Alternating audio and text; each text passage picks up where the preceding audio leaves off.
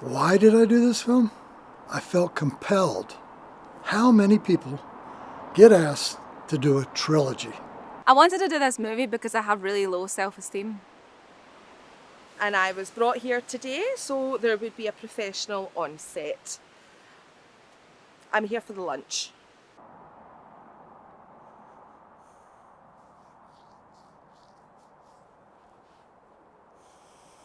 I'm doing this film because Esther and Sean like to give me the opportunity to continue acting, even though, unfortunately, I have chronic pain and can't do it as often in life anymore as I once liked to. I'm in this film because Sean and Esther just can't get enough of me. I'm that good. I was just free this morning, had nothing to do, so why not? I like working with collective voices because Sean always pays me in kind. Why am I in this film? This is a film. I thought you were just two arseholes with a camera. I'm basically looking to expand my range from playing terrifying shitheads to comedy shitheads. Ever since the court case, I'm legally obliged to be in every single one of these. That's the last time I pirate copy anything. I'm in this picture because Sean and Esther promised me a seat on the spaceship. I decided to be in this film because Sean and Esther's writing's, very quirky, very interesting. It's always good to, practice your acting chops, and they never squabble. Esther and Sean did a hit job for me once, so I kind of owed them a favour. I didn't even realise there was a camera. I've just now noticed that there's a camera here. I was just going about my daily life, and then these people showed up. I got this new outfit, and I wanted to see how it looked on camera. I'm addicted to Zoom. And when I found out the production company were going to contact me on Zoom, I just had to do it, just for the buzz. So they've promised the next one's going to be in a spa in the Seychelles. My wee gerbil's been held at ransom, so I had to do this film so I can get wee fluffies back. I'm in this film because I was promised global distribution and exposure. I don't know how to say no. And because they couldn't find anyone else willing to wear a brown hat and facial hair for a second time. They dragged me in off the street and forced me to do it, and I gave it my best shot.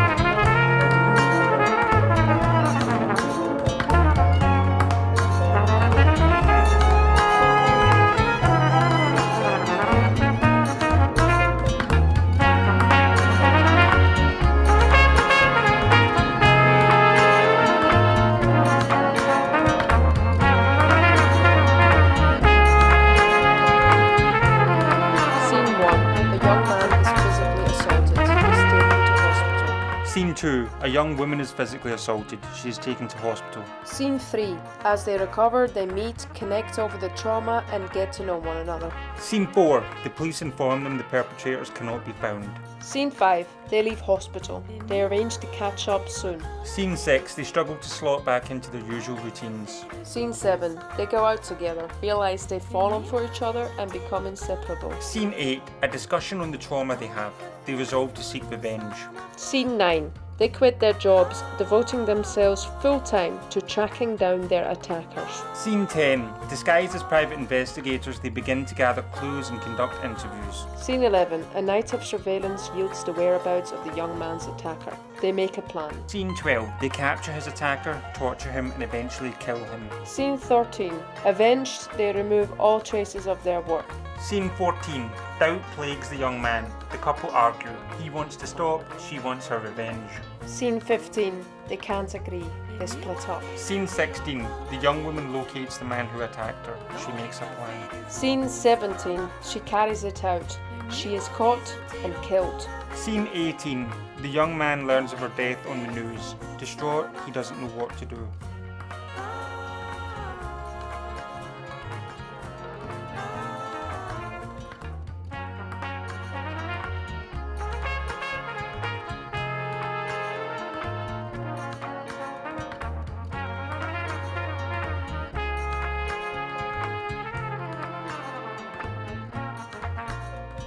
The character I'm about to play is fallen in love with a much younger woman. He's worried about how it looks to others, but he's absolutely head over heels in love. He's an honest, good, kind man, and he's so nervous about meeting her parents. When they asked me to play this role, I said, hell no. Then I thought about it a bit. Hell yeah. Hell no. He'll comb your hair without a jealous thought. He'll cuddle you to your heart's content. I'm bringing my new boyfriend back to meet Mum and Dad for the first time. Ah! I'm scared. Mum and Dad are so nice, so understanding, but 45 years is a large age gap. My character is ambitious, patient, respectful, and she's so in love. I told them I did this part on one condition. The nudity is restricted to natural situations. Bath, showers, BD, getting changed, sex, hospitals, gusts of wind, and mirrors. Nudity equals marketing. Marketing equals viewers. Viewers equals cash. Cash equals chocolate muffins. Chocolate muffins equal article titles in 5 years. You won't believe how fat she looks now! And another condition. The character has to be funny, but not in the way that other people think she's funny. Who don't think she's funny the way that she thinks she's funny at all. She's not thinking about marriage and babies, but she's happy to conform, especially if it means a happy ending. We are the proud parents of a beautiful, intelligent young woman. Watching her grow up and blossom next to my best friend and soulmate, it's been such a privilege. She's become such a wonderful, wonderful person. The original script was so depressing. Domestic abuse, we both lost our jobs, became homeless, battled drug addiction. Some crime, tried working terrible jobs for half minimum wage, and then a climate change suicide pact. It was supposedly a critique on neoliberalism, the upwards, downwards levers of society. A lot of pish. We said we'd do it on the following conditions. We're happily married. We've got good jobs that the audience never actually see us do. We've got a nice big house with staff who we treat with subtle condescension. There's a dramatic moment in which we undergo some kind of change. But this change doesn't affect our lifestyle or our way of thinking. And all's well that ends well. Our daughter's new boyfriend is a lot older than her, but we're remaining open-minded. I'm sure we're gonna love him. I mean, it's hard to believe that she could make a bad choice. I think you're just a tiny bit biased. Well, you didn't make a bad choice, did you? What are you like?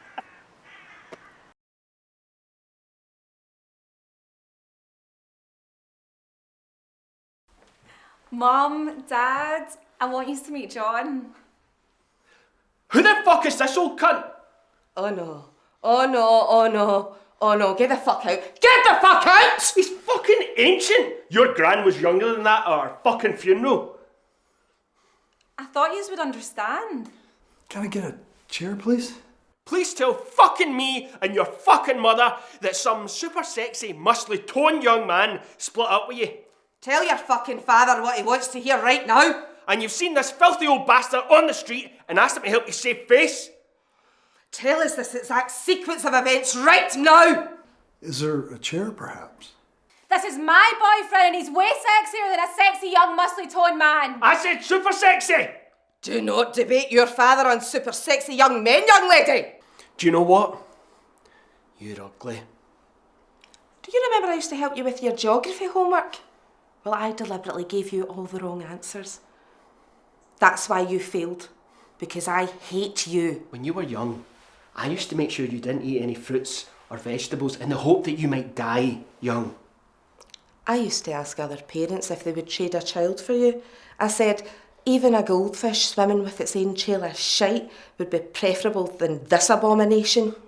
Your mother is a beautiful woman. I am a beautiful man. That's not up for debate. We haven't had sex since you were born, just in case we end up with another kid like you. I thought you loved me. Hey folks, would you perhaps have a chair? If you don't have one, it's not a problem. I don't want to be a nuisance. A chair. He wants a chair. He wants a chair. Fuck off! He is the stale stench of care home piss, shite and vomit combined!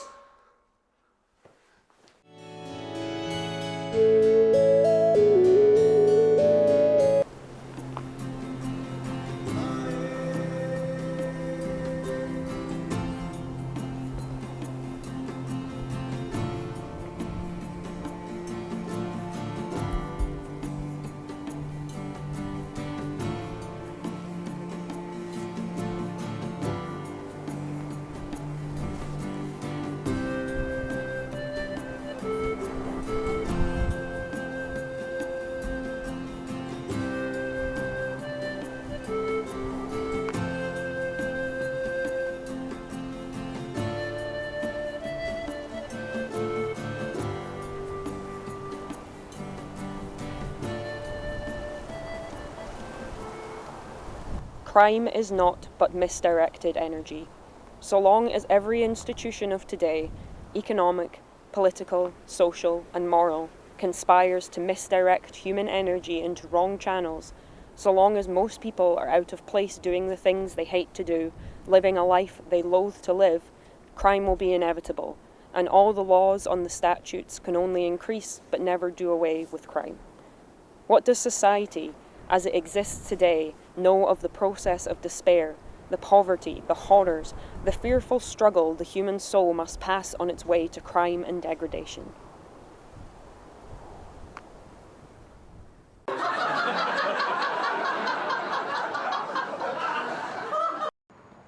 He wasn't even a suspect. That's great police work. It's interrogation time. Let's find out how this perpetrator perpetrated this horrific crime. Should we reprimand him or should we take him into custody? Have you got the warrant? Good. I'll meet you there.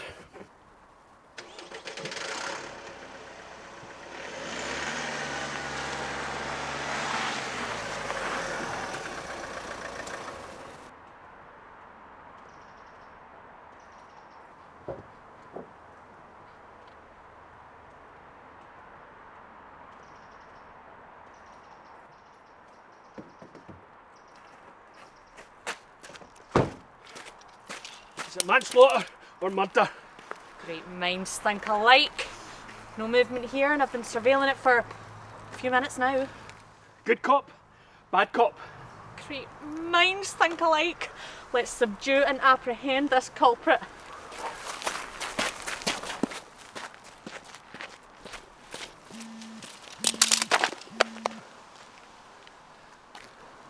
Affirmative.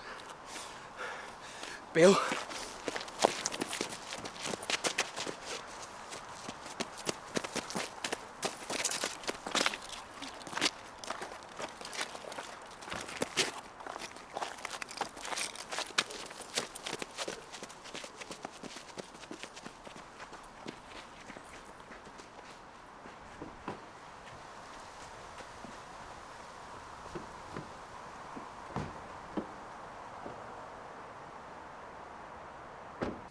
We have to wait for a warrant. ETA is 5 minutes. Great minds think alike. Sabotage? Negative. Now we wait. I hate this part of the job. Great minds think alike. Did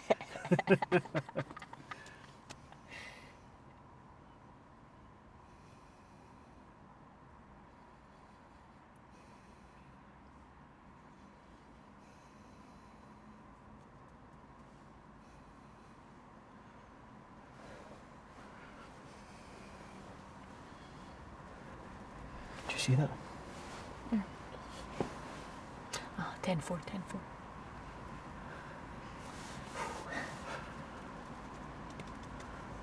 Suspicious. Do you think that's suspicious? So suspicious.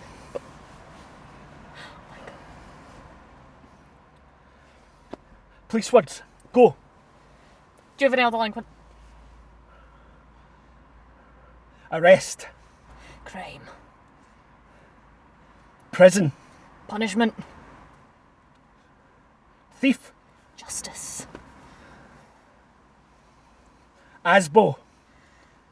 Arrest warrant. Ned's. DUI.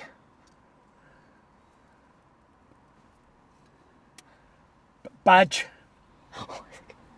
Honour. Perp. Delinquent of the juvenile nature.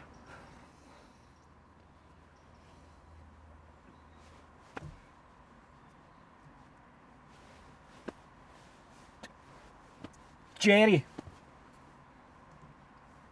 Cops. Robbers. Feds. Fuzz. Police vehicle. Tractor. Undercover. Umbrella. Umbrella of justice.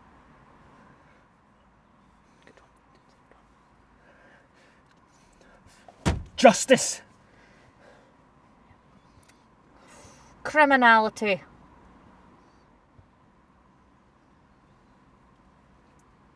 Crime. Suspicion.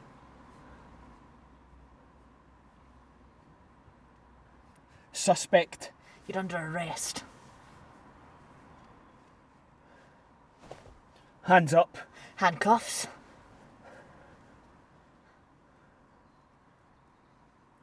Bill. Kill.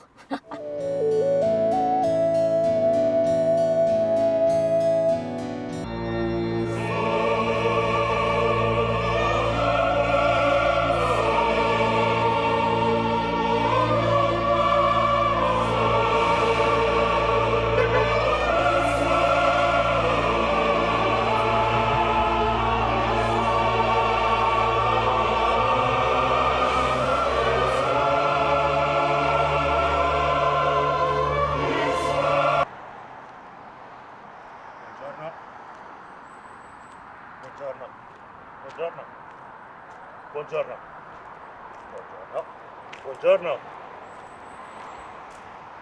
Buongiorno. Buongiorno. Buongiorno. Buongiorno. Buongiorno. Buongiorno. Buongiorno. Buongiorno. Buongiorno.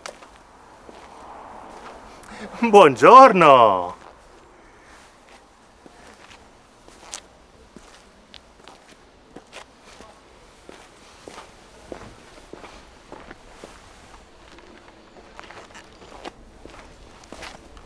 Buongiorno. Buongiorno. Dante, Boccaccio, Manzoni, Moravia, Morante, Pavese, Gadda, Vittorini, Carlo Levi, Primo Levi, Ferrante, Calvino, Strucul, Morozzi, Morselli. Antonioni, Pasolini, Rossellini, Fellini, Visconti, De Sica, Petri, Rosi, Mangini, Benvenuti, Olmi, Wertmüller, Nanni, Moretti,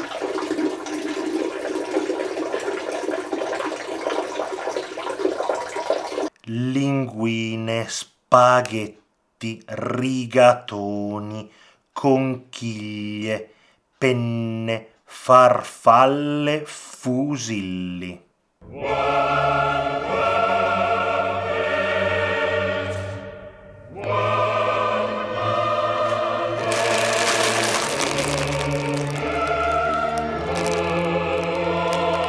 Benvenuti a tutti!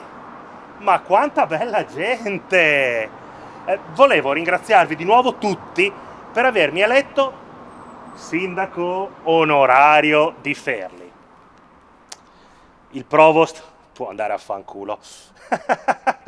Perdonate questo mio gentile tentativo di mostrare il mio senso dell'umorismo. E come sempre domando scusa per non essere assolutamente in grado di imparare l'inglese. E comunque ci sono i sottotitoli. I feast at the banquet of manliness.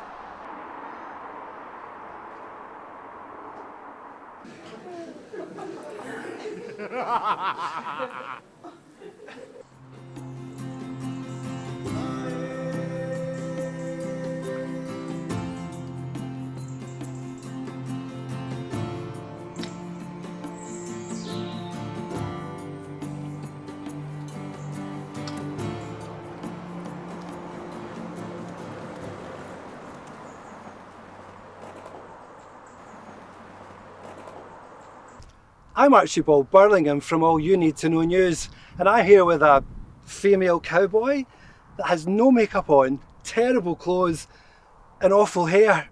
Not at all what a Western woman should be. What have you done? Earlier today, I helped protect a young refugee family from racially motivated prejudice and violence. Let's cut to a mid-shot. A wealthy, elderly white man, mourning the loss of his son in the Iraq War, claimed this family were responsible for his death and a decline in British values. Moving closer again. Keep me in it though. The El Haddad family are from Yemen, displaced by UK-backed Saudi airstrikes. Regrettably, this old man has been removed from the village and he won't be back. Oh, that's good. Bye!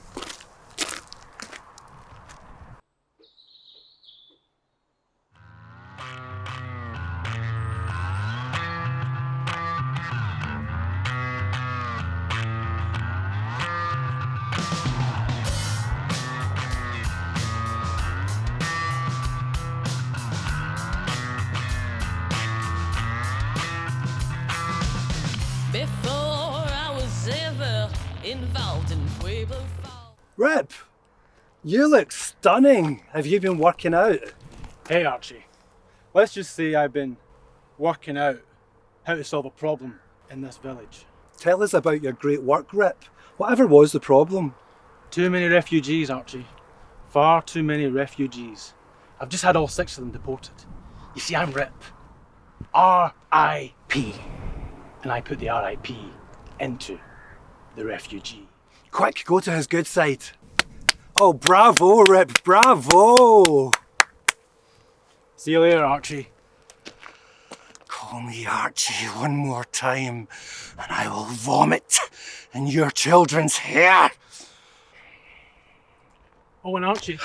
Yes, Rip? Make sure the people watching know 89.6% of all refugees are young men. And you know what young men are like. Wow, I didn't know that. But now you do. This is All You Need to Know News.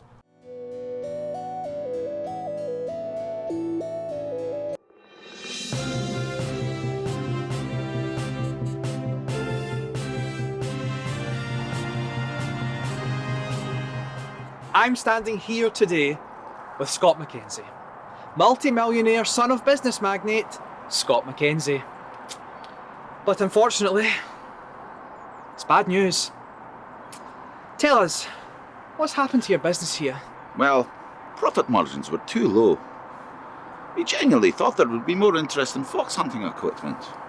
However, there is no point in keeping this place open now. Paying the bills, the staff, and it's much more profitable just to close it down. That makes complete sense, and any viewer who isn't sympathetic has problems. I would imagine it would have been hard to tell your staff. Yes, they took it quite badly. Great bunch of people. One of them, Samuel, great worker. We'd love to give them a job in one of our other many businesses. However, it would not set a good example, given how badly they failed here. I get the sense you really tried your best. You seem so upset. Tell me, what's next for you? Oh, a lot. We're looking to agglomerate our many businesses and branch out into new industries. The future for us is looking bright. I'm sorry again to Tommy and others. Well, I'm sure I speak for the whole nation when I wish you all the best for your future endeavours.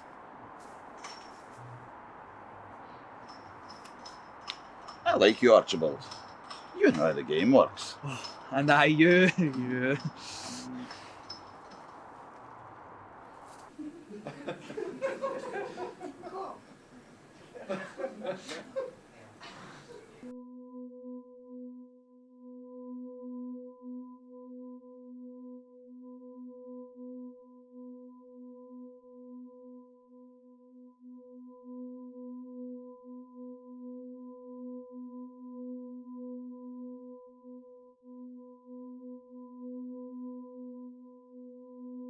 This was where my Nana and Granda lived. I loved going to visit them. My Granda always used to tease my Nana. He'd wind her up till she went from laughter to anger and back to laughter again. One time she hit him with a doofer. On a nice day he'd sit out at the back on a plastic chair with a drink, looking out at their garden, seemingly without a care in the world. And that's what I think about.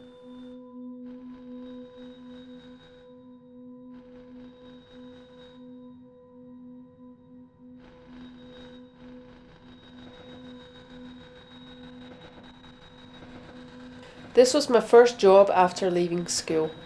I got paid next to nothing, way below minimum wage. And on my first day, I was so worried about being late for my shift, I got there an hour early. Walked up and down the street nervously, not realising everyone inside could see me.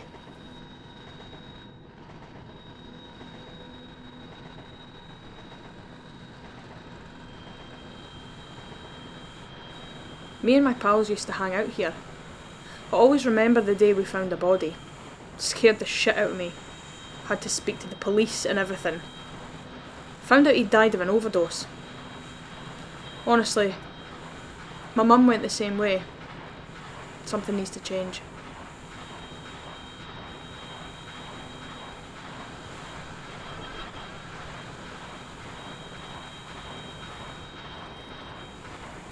That was the butcher's, and then there was a wee bakery, then a clothes shop, really nice stuff, lasted a long time. Then there was a grocer's where you would get your tinned food and your fruit and veg. I can remember going to the shops almost every day with my mum. It was like a social occasion, a chance to catch up with the neighbours and have a chat about things. I loved it.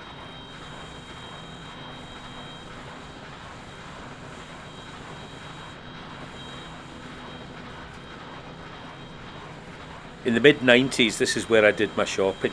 I was regularly under 30 quid for a weekly shop. Can you imagine that? Nowadays, I don't even look at the receipt for fear of giving myself a heart attack.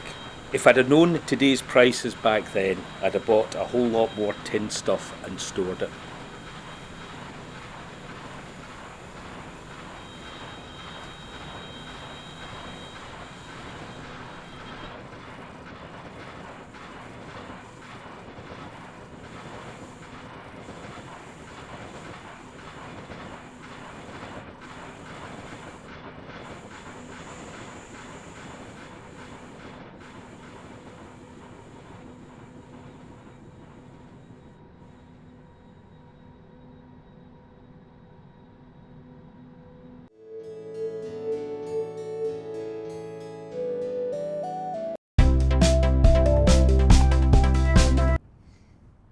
Are you so weak?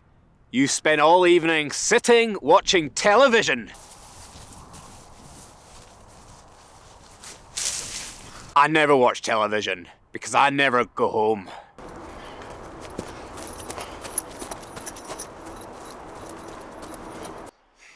Do you waste your potential scrolling through mindless drivel on social media? Take cover! I don't have a computer, and I only use my phone in emergencies. The last time was when my grandmother had a heart attack.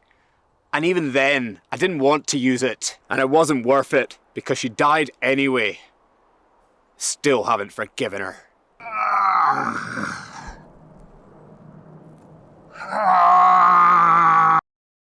Do you give up on anything that involves hard work? Forward! March! I get up at 4 a.m. I run for 5 hours. I work from 9 to 6.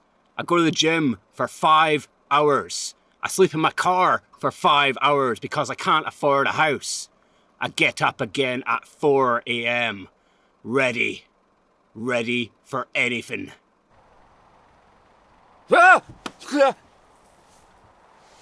Life's gonna get hard sometimes, and life's gonna suck.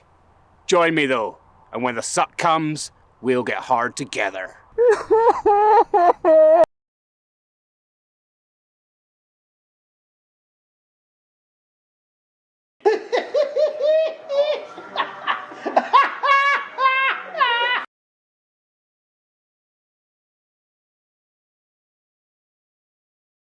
It's been way too long, young lady. How did you get on at the doctor? What did he say? Oh, good. She said there's nothing to worry about. Wow! Well, that's a relief. What about yourself, John? Did you find a lawyer? No more trouble. Found a fabulous lawyer. She's wonderful. Wow! Oh, what about your car? Did he manage to fix it? Nah, bloody useless. I took it to another garage and the mechanic got it up and running. She was really impressive and cheap. Wow! Us women can do things now. Wow! Oh, you know what I mean? A female mechanic's a bit of a rare sight. As was when she bent over to look at the wheel. Her ass. Right, you. Here's a game out of my mum and dad. Who made the dinner? Your mum. Nope. Who cleans the house? Your mum. Wrong again. It's my dad. Who does the washing? Your mum. No, who does the dishes? Your mum. Oh my God, you really don't see the pattern here. We believe in you, John. You can get this next one. Who does the ironing? Your mum. Why am I with you? Come on, honey. Give him another chance. Listen to this one. Listen. Which one of them runs her, H-E-R, own business? Your dad. We are finished. Done. Ooh, that was a cruel one. That was like a trick question. Can I possibly stay for dinner? Your mom's cooking smells great.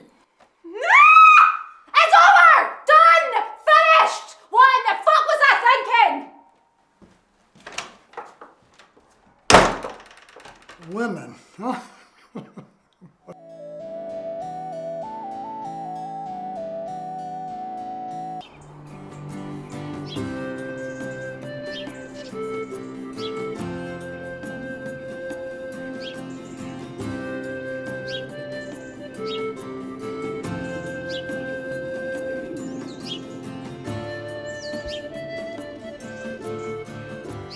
I'm Archibald Burlingham from your favourite news station, All You Need to Know News, and I'm here with whatever her name is, the one who yaps, deplatform, yap, misinformation.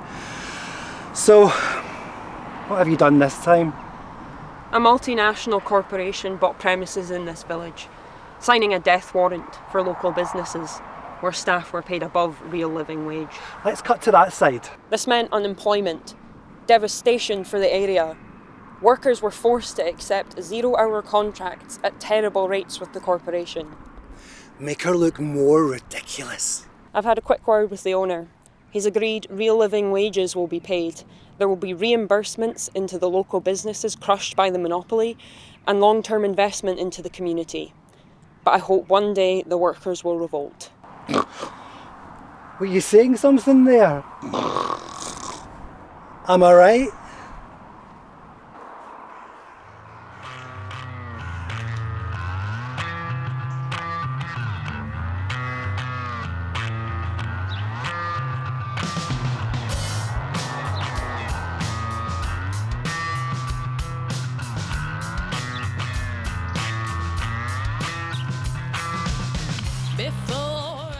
Rip! You look stunning. You put the rip in ripped. Thanks, Archie. You put the burley and the ham into Burlingham. Tell me how you've helped the world today. Well, as you know, Archie, my father is the boss of the company. But together, we've decided to fire all the zero-hour workers. We've hired an ace legal team to cover our asses, and we printed a leaflet to be delivered to each home in the area. In large letters, it simply says, "Fuck you." What a gesture! Cut to his handsome side. I'm working hard, Archie, to one day inherit that company. And when that day comes, those workers will be out on their ass. Machines, Archie, machines. That's the future of capital. A leader in hard work, folks. An expert in economics. Wisdom departs. Well, Archie, make sure they know the workers we fired, they were all trans. And you just can't trust that kind of person. And that right there is all you need to know, folks.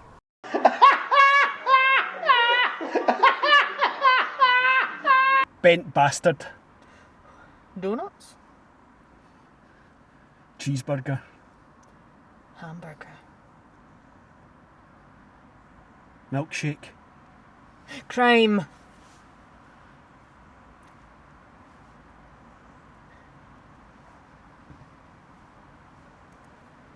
Handcuff.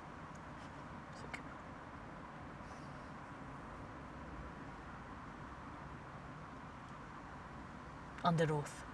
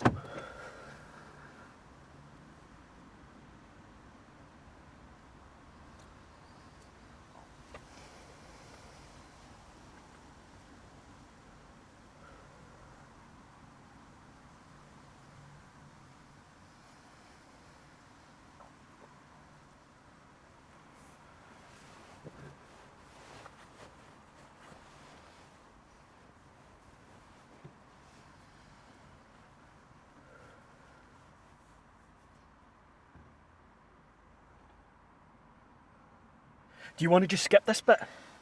You know what's coming. Great minds think alike. Larceny. Brandish. Go, go, go, go!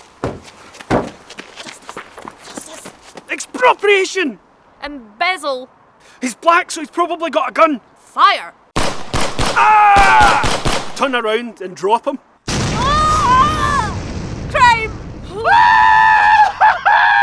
Great minds think alike.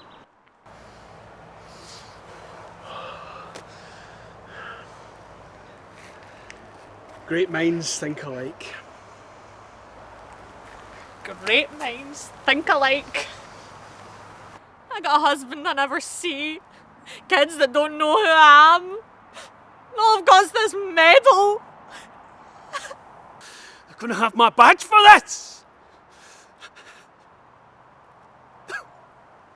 No! Wait, sorry. That's my car back there, and I can't be bothered giving you a lift. Great minds think alike. Reprobate. Entrapment.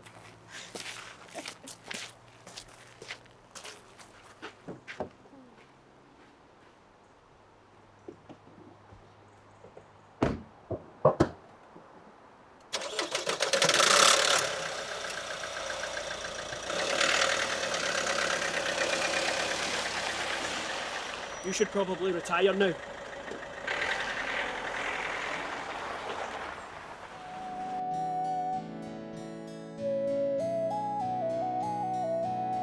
Punto 1.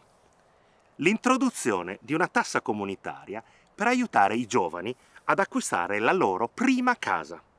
Abbiamo notato le difficoltà che incontrano nel fare questo in un mercato immobiliare dominato da associazioni per l'edilizia sociale irresponsabili, padroni di casa disonesti, seconde case lasciate vuote, mutui astronomici, tassi d'affitto folli. I proventi di tale tassa verranno distribuiti in maniera equa, secondo le necessità di chi ne fa domanda. Se desiderate ulteriori informazioni, vi prego di consultare l'opuscolo. I have 12 brothers, each more handsome than the last, and I am the last.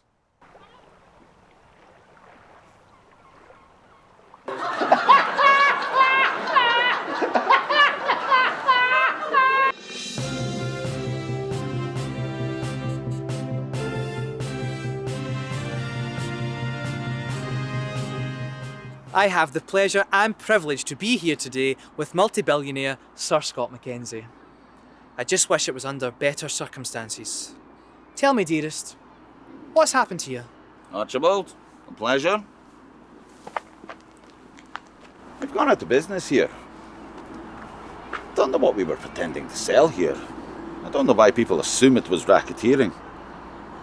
Wait, is this live? Yes, but I think we just had a transmission error that changed what you meant to say. Yes, thank you, Archibald. 100 workers have lost their jobs. We cannot afford to pay them their wages for the last month. We've all been terribly affected by it all. Never mind them. You've been affected? Please, just tell me you're okay.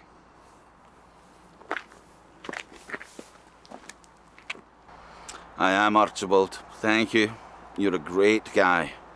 Yes, we just bought a beautiful mansion. Land as far as the eye can see. So we've got that to distract ourselves with. We've been fortunate this time. I believe the workers will feel the same way one day.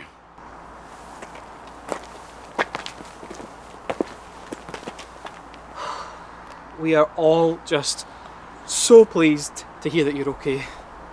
I am in awe of your concern for your workers.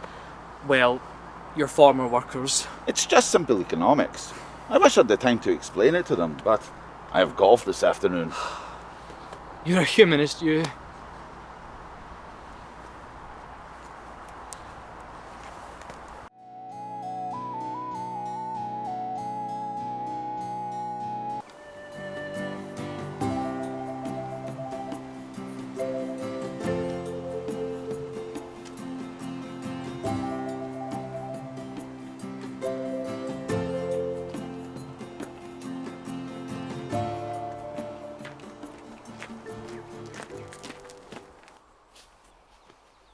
Right, what trouble have you stirred up this time? At one of the schools, children were being bullied because of their differences, and competition in the playground was completely out of hand. Go to the angle that makes people hate her even more. The kids getting bullied talked about what they like. The bullies realised they like the same things. They're not so different after all. They're friends now. They know difference shouldn't be fear. They know it shouldn't be division. Oh, is that her done? We have to show her so we don't look too biased.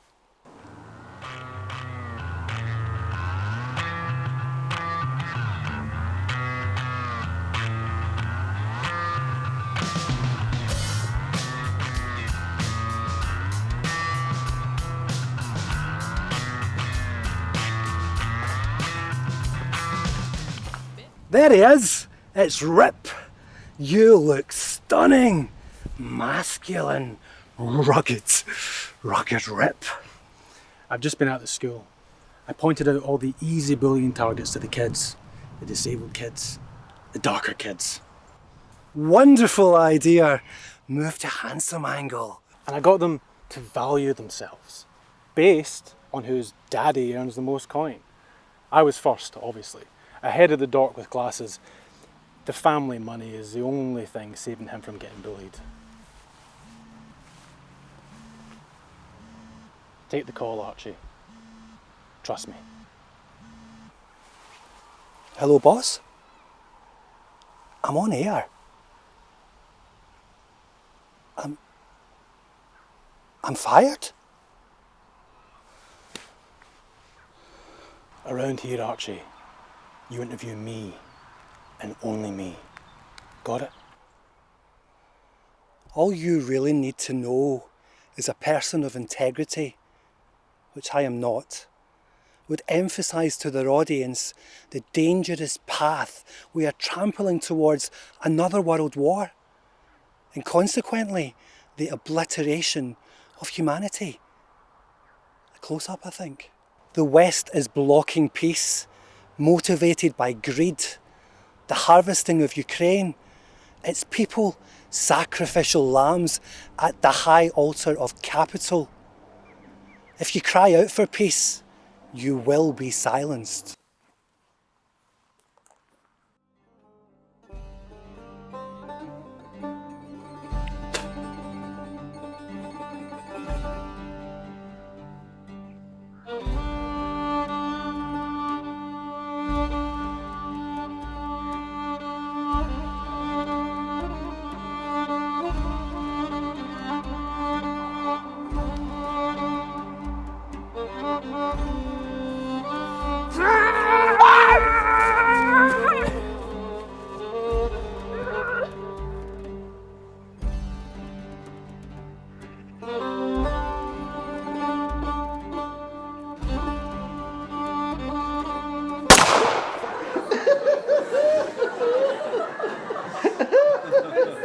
My intention here is to demonstrate that the task of the teacher, who is also a learner, is both joyful and rigorous.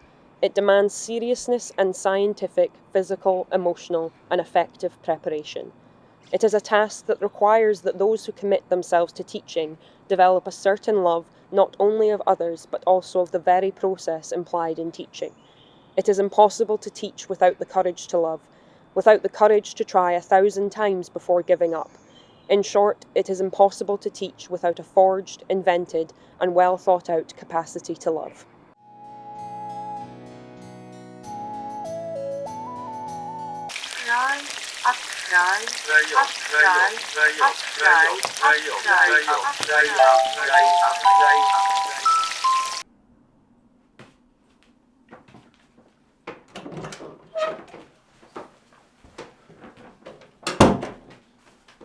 Good morning, boys.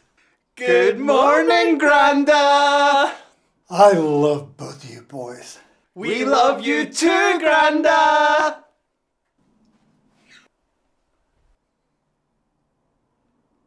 Ah! I hate him so much. Oh, we have to kill him. I love both of you boys. I'm sorry, Granda. I just love you so much. Cultural hegemony, third world matrimony, neo-colonist phony, politics, media, business, military, fascist cronies. Looking good, boys. Looking so handsome. We find you incredibly sexy, nay, gorgeous too, Granda.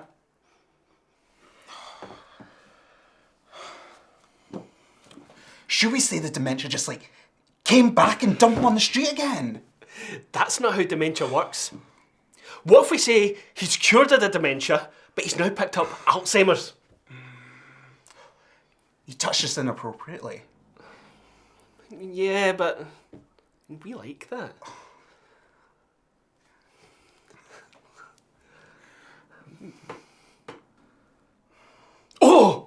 What if he was buttering his toast with the wrong end of the knife like he normally does, and we accidentally bump into him and he gets stabbed and bleeds out?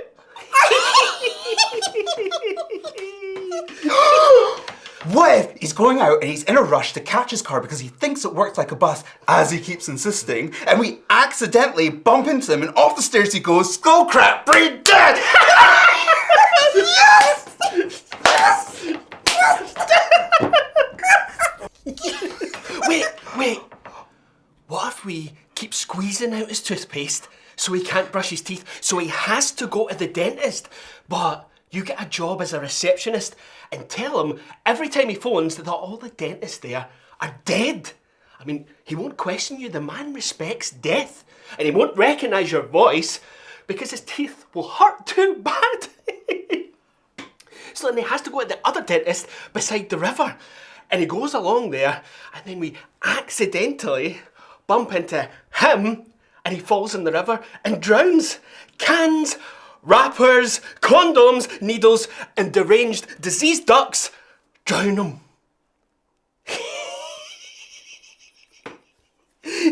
You're an idiot. You're a big dirty bugger.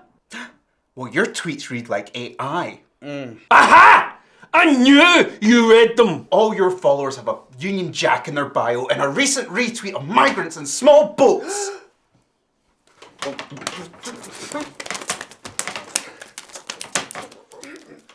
Terrorist suspect, innocent, waterboarding, plane boarding, bomb loading, village exploding, nothing left, cultural theft, survivors bereft, new generations fight to the death.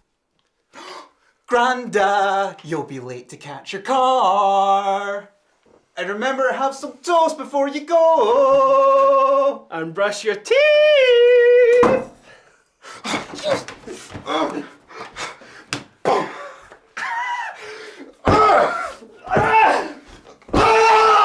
Oh, sorry, Granda. It's a bit of your brain on my shirt.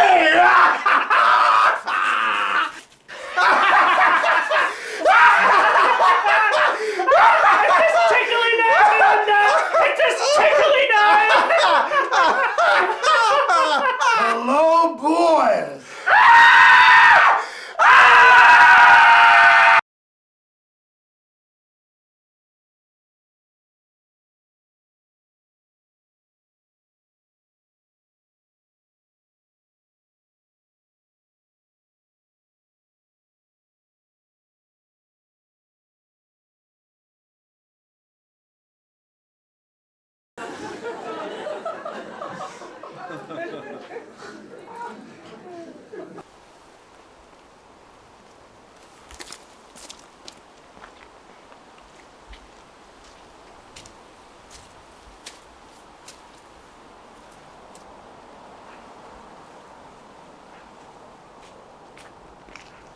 Michael, you look great. This literally only took me 6 hours to put together, and that's all you need to know. I can't believe we're finally meeting. Feels like we've been chatting for years. Well, I'm one of those that needs, 6 months of chatting, arranged to meet, cancelling a couple of times, and then boom, a few months later we meet. This is going well, isn't it? The first minute has been great. I love you on Fry Up. I love you on News. Let's not talk about that. Please tell me Tosh isn't your actual brother? I'm afraid he is. Identical twins. I thought that was the joke. You need to pick two guys who look completely different for that joke to work. Right.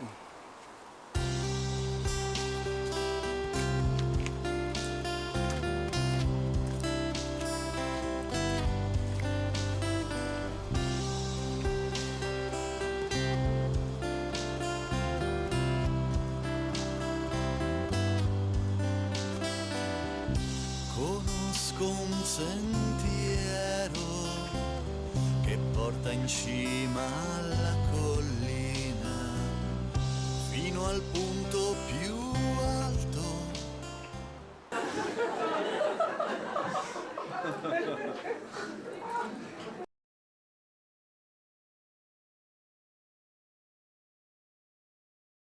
It's very nice to meet you, John. It's your line, John. You know, I thought that, but I didn't want to say anything. It just seemed to be going so well. Your line is, it's good to meet you too. That's what I thought. It's an unexpected line, though. It's very nice to meet you, John. I had a great time too, thanks. And how are you doing, Dad? I'm really, really bad. No, it's I'm really, really good. Come on, man. I'm sorry. I'm just tripping up on that line because I'm doing really bad myself at the moment. It's nice to meet you, John. What? How are you doing, Dad?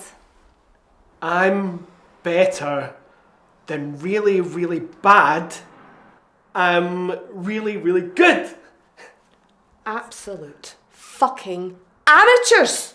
Using a fucking joke. I'm a fanny hairy beefy puddle pooping your anuses. Oh, calm down. They're doing a good job. You guys are doing a good job considering what awful actors you both are. Aw, thanks. That means a lot. I like you. I don't like her though. I'm standing right here, you asexual gimp. You don't even know my name, do you? Trevor? No. Howard. I'm afraid we've got a bit of bad news for you. And my little Ladrid is alive. Oh no! No, she is not alive. She is dead. D-E-A-D. She's fucking dead. I was trying to break the news a little more gently than that. I'm sorry about your mother's behaviour. I'm afraid I've got a bit of bad news for you. Aunt Mildred is alive. No longer. Anymore. Oh no!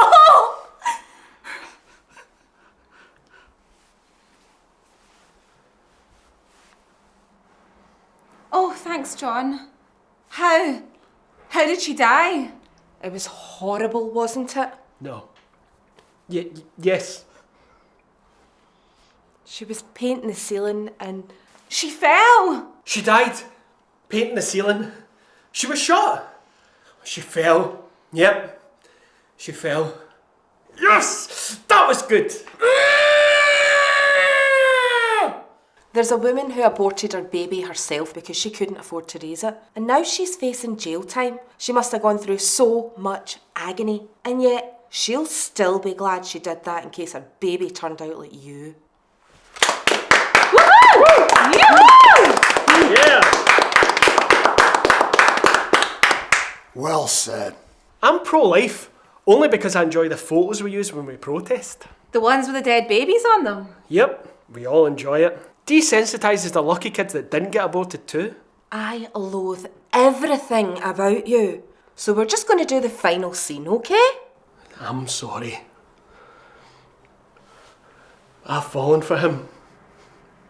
I love this man. You're so suave. Do you think you could pick me up and carry me out of here? Hell no. You're too chubby, my plumpy kitten. Let's go pump.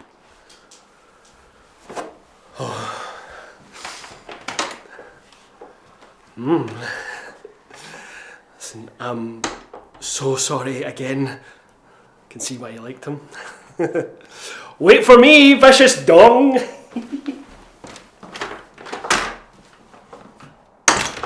I can't tell if I'm shocked because it says so in the script or because they actually got their lines right.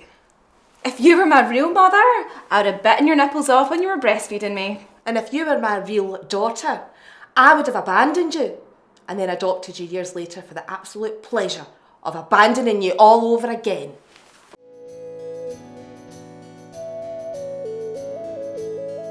Punto 2. La creazione del consiglio locale per giovani di Farrell. Questo consentirà ai giovani di contribuire al miglioramento continuo del nostro villaggio.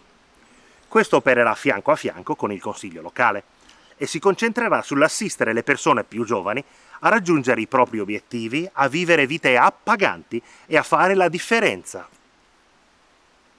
Gas, oil, trees, wind, water, sun, my booty, my beauty, my brain! Can you join us for a bit? Sorry, won't be long. I just don't get why you can't put the toilet seat down. I don't get why it's such a big deal. Do you pee sitting down? No, but that's not the point. What if I have a woman over? Is this your way of telling me you're no longer gay? Oh, haha, this is you all over trying to joke the issue away. What if it's my sister? Next time I'm at yours, I'll pause mid-pee, dab at the pee debris, and then yell at my penis for producing such an odorous, yellowish urine. I know what this is all about. Or I'll just do it in the kitchen sink in front of everyone.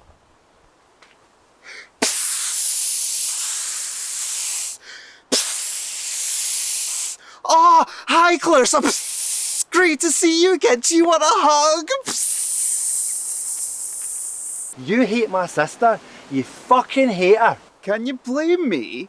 3 adjectives for you, right? Repetitive, she says every sentence at least twice. She says every sentence at least twice. Horny, she's always trying to get off with me. And last one, she's a fucking fanny. She's got a stutter, she's affectionate, and you're a fanny. You hate your sister too. I know. I can't fucking stand her. She can fucking put the toilet seat down herself, the lazy bitch.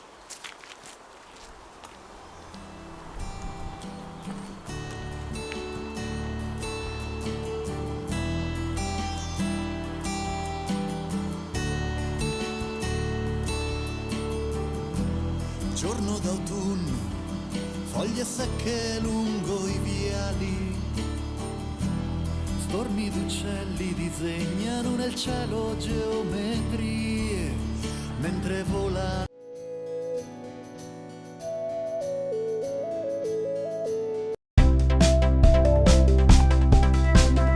Cis male, cis female, trans male, trans female, gender fluid, non-binary. What the hell is going on? Who made all of this up? Why are my children being forced against their will to become non-binary? My son likes football, but he also likes baking. Does that mean he's trans? Why does cis sound like it's short for sister? Why is there no such thing as a bro male? Is your son a boy's boy? Are you a man's man? Are you the boy's boy's man? Is he the man's boy? Do you want your boy's boy to become a man's man? Like with any counter-revolution, repression and violence lead to submission. Get a hold of a weapon. Unfortunately, for legal reasons, we cannot show this on a real child. Get your weapon and beat your child into the gender God granted them. Don't restrict yourself to your own kids. Go after others too. The younger, the better. Remember, parents, cut and bruise them today to keep the homosexual at bay. I am not attracted to other women. I am not attracted to other women. I am not attracted to other women. I love cock and I don't fantasize about Claudia Winkleman. It's working.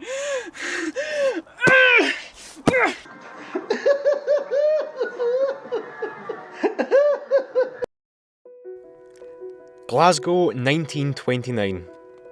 A turbulent decade for a working-class city. Economic depression, unemployment, slums, workers strike against wage cuts, and inequality booms. 100 years ago, and what's changed? Mary Barber is elected to Glasgow Town Council. She writes that she hopes workers will be greatly daring in their demands, not only for better homes, but for a higher standard of living generally. John Maclean, founder of the Scottish Workers' Republican Party, dies in 1923. A few weeks prior to his death, Maclean writes, "Capitalism is smashing itself to death in competition, strife and bloodshed. In its path to destruction, hundreds of millions of helpless people are being crushed by a growing poverty. The clinging to capitalism, the ownership of the world by a small property class, is driving the people of this planet swiftly along the path to perdition." His last electoral programme proposed the following: prevention of evictions, work for the unemployed, an adequate wage, and a roomy and well-equipped house for every family. And in 1929, the Scottish film industry is thriving. Fronted by my great-grandfather Jock King, elbow-biting, pillow-fighting, silver screen silent star extraordinaire. Jock had it all. A loving wife, a devoted girlfriend, a beautiful mistress, 12 children, 3 of them his, spicy chorizo, cherry tomatoes, biscuits times 2, sorry that's my shopping list, and an addiction to changing babies' bums so that one day, when they'd grown up, he could tell them that they'd changed their bums. Jock's fame was immeasurable. His groupies, affectionately known as jockeys, once attacked an old woman after overhearing her say she didn't care for all of Jock's films. What a bitch! She fully deserved it. In the early days of cinema, even the most basic of plots could prove difficult to follow for an audience adjusting to a new storytelling medium. To aid their comprehension, picture houses would hire an in-person narrator to explain the magical events unfolding before their virginal eyes.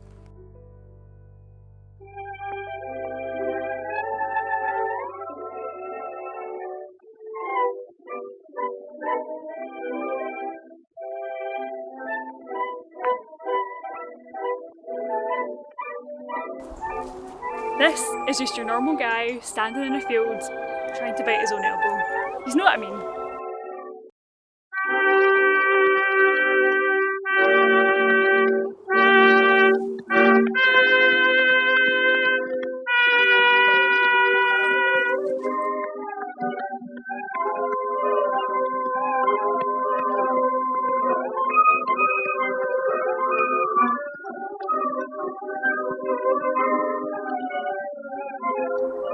Here, I bet you our jock's gonna try and bite that elbow again.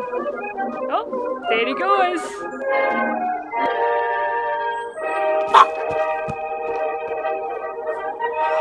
Hard luck, Jock!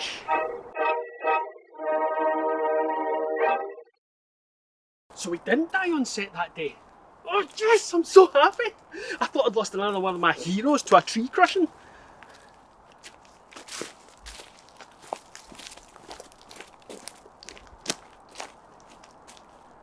No, he died 10 years later, in 1939. He was an alcoholic. He was homeless. People would walk by him and wouldn't recognise him.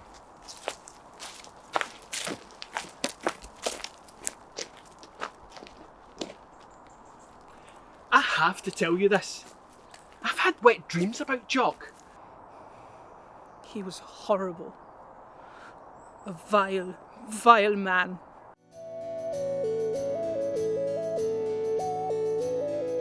We're lucky our parents are dead. Yeah, I feel so blessed. But we don't have that whole awkward stereotypical meet the parents thing.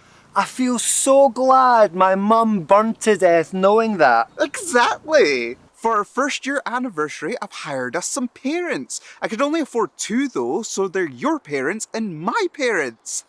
Why is it always incest with you?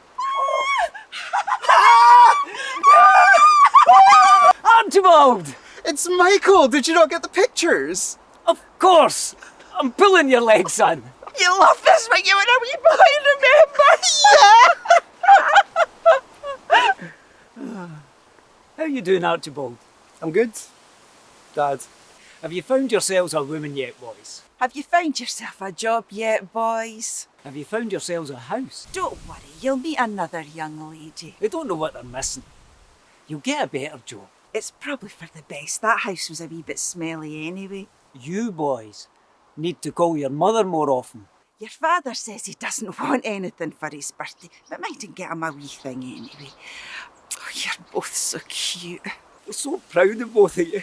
You've hurt me, but I'm your mother, and I love you. And that's our time up. Come on, you. Let's go meet our next kids. The fire got me! What about it? That is without doubt the worst thing anyone has ever done for me. Oh, I knew you'd like it.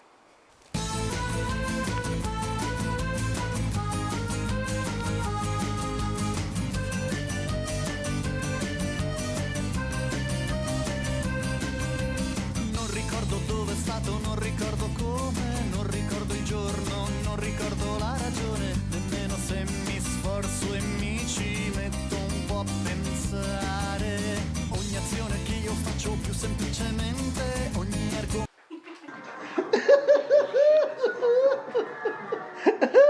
I was told this was going to be a kind of Marvel Universe, Star Wars-y type film, but so far it's nothing like that. I don't care what the producers say. I hate this film. It's been awful so far. Yet it's been making millions at the box office. Like, what the fuck? None of that's made its way into my pocket. There's money for those that need it, unless those that need it don't own it. Marx, that is.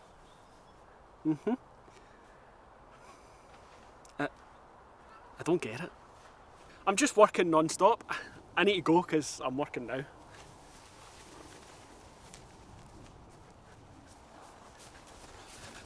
trying to get fit.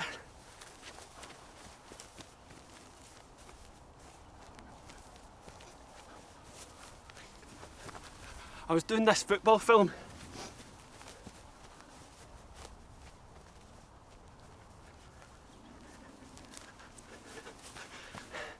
I'd never played football before.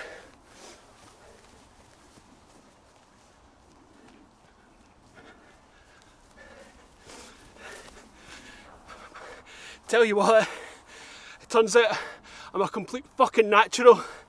A 36-year-old wonder kid.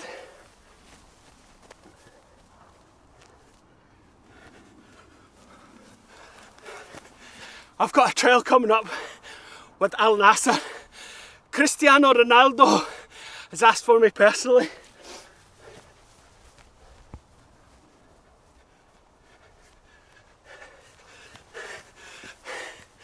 And I found out that I'm related to Thomas Gravison.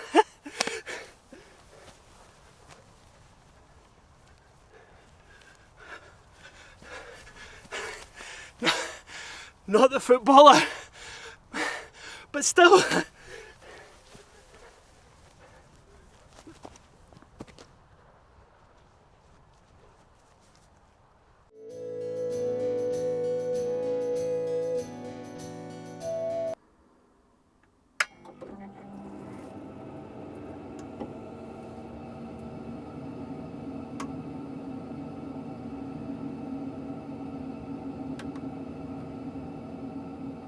Looking ahead to the summer. Imagine that, having to rely on a warm Scottish summer. If you didn't laugh, you'd cry. Once the prices go up, they don't usually come back down. The new price is the new normal, and it's only a matter of time before they go up again.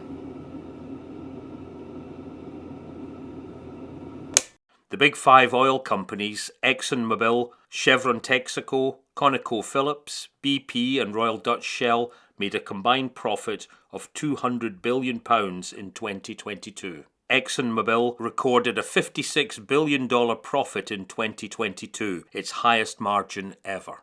Shell doubled its 2021 profits to record its highest ever profits in its 115-year existence. Fossil fuel extraction, climate change in action, destroying the planet, so why don't we ban it?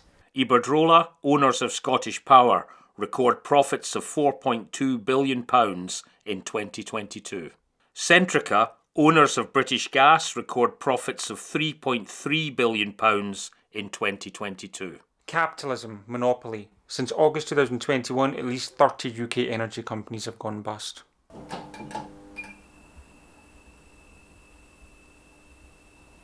My average monthly energy bill for 2021 was just over £100. In January 2022, my bill was £115.89.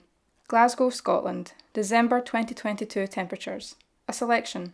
December 5th, a high of 6, a low of -2. February 2022, £109.45. December 6th, a high of 6, a low of -3. March 2022, £112.24. December 7th, a high of 4, a low of -4. April 2022, £172.80. December 8th, a high of 4, a low of -6. May 2022, £189.97. December 9th, a high of 4, a low of -6. June 2022, £186.58. December 10th, a high of 4, a low of -7. July 2022, £180.38. December 11th, a high of 4, a low of -6. August 2022, £185.70. December 12th, a high of -4, a low of -10. September 2022, £194.29. December 13th, a high of -5, a low of -11. October 2022, £244.10. December 14th, a high of 0, a low of -11. November 2022, £267.47. December 15th, a high of 1, a low of -9. December 2022, £275.4. December 16th, a high of 5, a low of -6. January 2023, £267.26. December 17th, a high of 5, a low of -2. February 2023, £262.35. December 18th, a high of 3, a low of -2.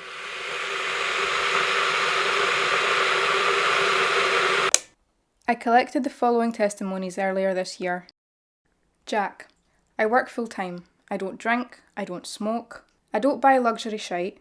And now I have to choose between heating and eating. So what I want to ask them is, what am I supposed to do? How am I supposed to feel? The system is not fit for purpose. It's broken. Olivia: We've been forced into heating just one room all winter and keeping the lights switched off as much as we can. My kids share a bedroom and we've been trying to keep them entertained by playing games in the living room, letting them watch the television, bringing all their toys through. We just can't afford to heat both rooms. It's the risk, the threat that the bills will be even higher next month, so we just can't take any chances. The number of times I've yelled because someone's left the living room door open, letting the cold in, and that's just not fair. Cameron: What fucks me off is how they try and turn us against one another. It's the immigrants, it's the refugees. Aye, that's why my family needs to use the food bank, because a refugee's getting about £40 a week. Meanwhile, the rich get richer, they don't lose money because of the refugees. They've created this inhumane, unequal monster, and then they use the media to stir up hatred against refugees or other working class folk. Aye, blame them for your problems, not the ones who make millions off your labour, the ones who don't even notice their bills have gone up. We need to stop letting them divide us. Zishang: If you're against the strikes, you're against having a fairer society. I'm sorry, I'm not even getting really political about it. Look at the costs, look at the price of food even. That's gone up so much, and our wages haven't gone up enough to offset those increased costs, so we're objectively poorer. Listen, I looked into this for this film. There were 1,200 billionaires in 2012. Just over 10 years later, there's nearly 3,000. So this is what the political class oversees and benefits from. This is what happens when us ordinary folk give them power instead of using it ourselves. That's why the strikes are important. Emma: I was on the BBC website the other day and there were 3 or 4 articles in a row of save money on your heating by doing this, save money on your electricity by not using it basically, cheap easy to make recipes that taste terrible presumably, how so-and-so created this device that saves them £20 a month, and this person is lauded as some kind of heroic, innovative inventor rather than what they are, someone desperately putting stuff together to try and save money. They, big business, government and the media, want us to learn and adjust to this new reality. They don't want us to question it. They don't want us to ask why our bills are going up, while the big energy companies are making record profits. They protect themselves. They are not with us. They're for teaching us our place and how to accept that.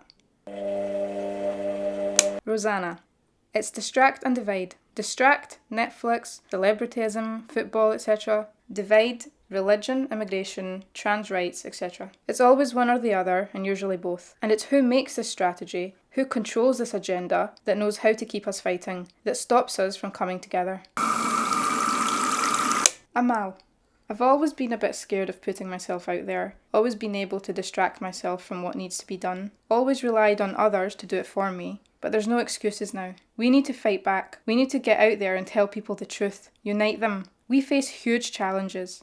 A dying planet, absolute and relative poverty, and the threat of World War III. If one thing doesn't destroy us, then the others will. We need clean, sustainable, renewable energy owned by the people. We need a truly democratic system of government, determined by and for the working people. We need our shared world working together, banishing division, eliminating war and supporting one another. And unfortunately I now need to go to work, but this seems a good place to end. Or begin, rather.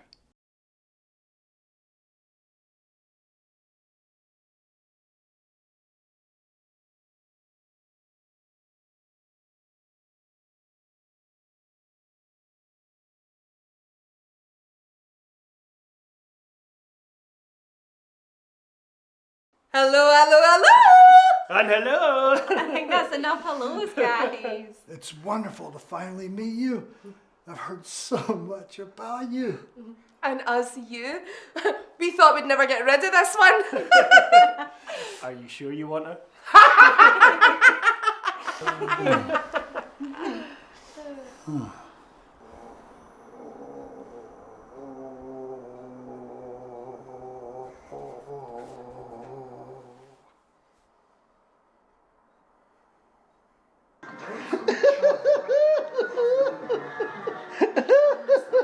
Let's clear the air here. As you know, I love you a lot. And I love you. And I love you. And I love you. And I love you. You are great in every way. As are you. The sex we have is satisfactory. Isn't it? Why do you have to be so obsessive about everything in the flat? I only look obsessive next to you because you're a dirty, lazy bastard. Hallway. There are 4 separate rugs. If the dirt makes it onto the living room floor, you should take your shoes off at the door. The hallway is surprisingly spacious. It can accommodate 4 medium-sized rugs, 3 large plants, or 12 rogue landlords. Living room. There are 12 tables or storage surfaces so that objects can be displayed rather than mislaid. The living room window boasts sumptuous views of yet another inoffensive beige apartment complex. Dampness and mould are forecast to increase and may aggravate existing health issues or generate new ones. Desperate to find out what your neighbours are eating, watching, arguing about? With no soundproofing or smell-proofing, you'll soon find out. First bedroom. I sleep with my left hand behind my head, my right arm along my right side, my legs completely straight, my back arched, and my feet stretched. It would be stupid to suggest I could do this comfortably on the other side of the bed. If you leave your underwear on the floor, you deserve it when I snore. The first bedroom has a pleasant aura of air and space until you put your bed and furniture in. It then develops into the habitual game of squeeze by, fuck I'm stuck. Second bedroom. How am I supposed to dedicate the room to creating and studying when I need a spare bedroom filled with IKEA oak, white and the other bland colour they do, for family and friends who will never sleep in it? The second bedroom is coziness and snugness defined. It's the only room in the flat you can hang photos up, thereby covering the extensive wallpaper damage and the random holes regularly visited by spiders and a host of other pests. Kitchen. My pots and pans must be kept spick and span. The kitchen is a paragon of efficiency, a delicacy of practicality. None of the white goods work properly, the sink leaks, the streaky grease marks on the cooker indicate the last occupant loved frying, the burnt towels also suggest he possibly died doing it. Also, none of the radiators work properly, or at all. But saves you money on your energy bills.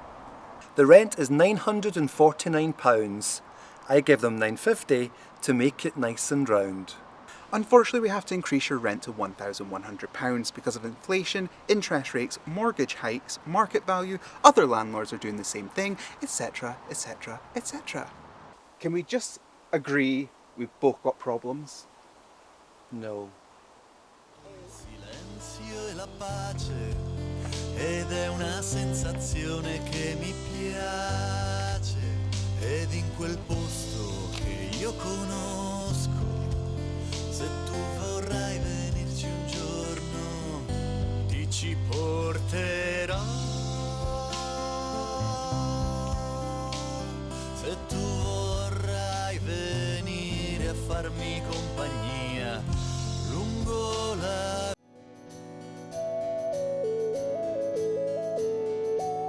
Punto 3. È stata richiesta una licenza edilizia per costruire un piccolo centro commerciale nella zona che al momento ospita gli orti comunitari. Continueremo ad opporci, ma, come Gesù ha detto, le grandi imprese saranno sempre in mezzo a voi. Vogliamo crescere in maniera organica. Vogliamo creare lavoro significativo e permanente a Fairley. E non vogliamo rafforzare le catene della nostra dipendenza dalle multinazionali. One day, historians will write that I inspired jealousy in the locals.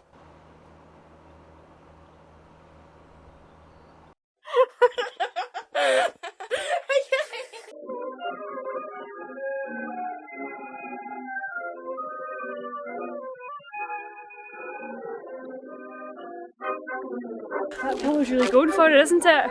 Watch out, hen.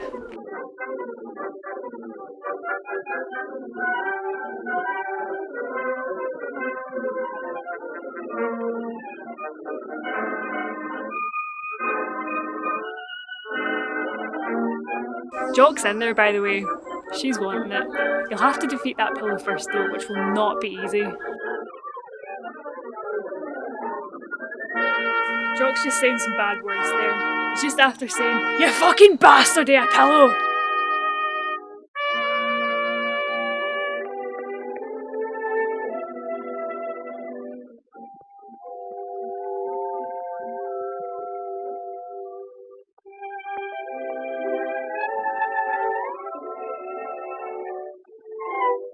Jock's complimenting the lady's ditties. She's very happy. Fuck.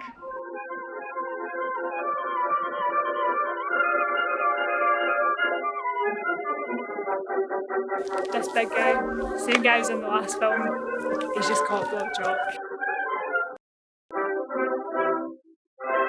Absolutely amazing. The 3 hours fly by. I do want to say one nice thing about Jock. I'd worked with Emil Jannings and Paula Negri and Ossi Osvalda, and they were all complete shit compared to Jock.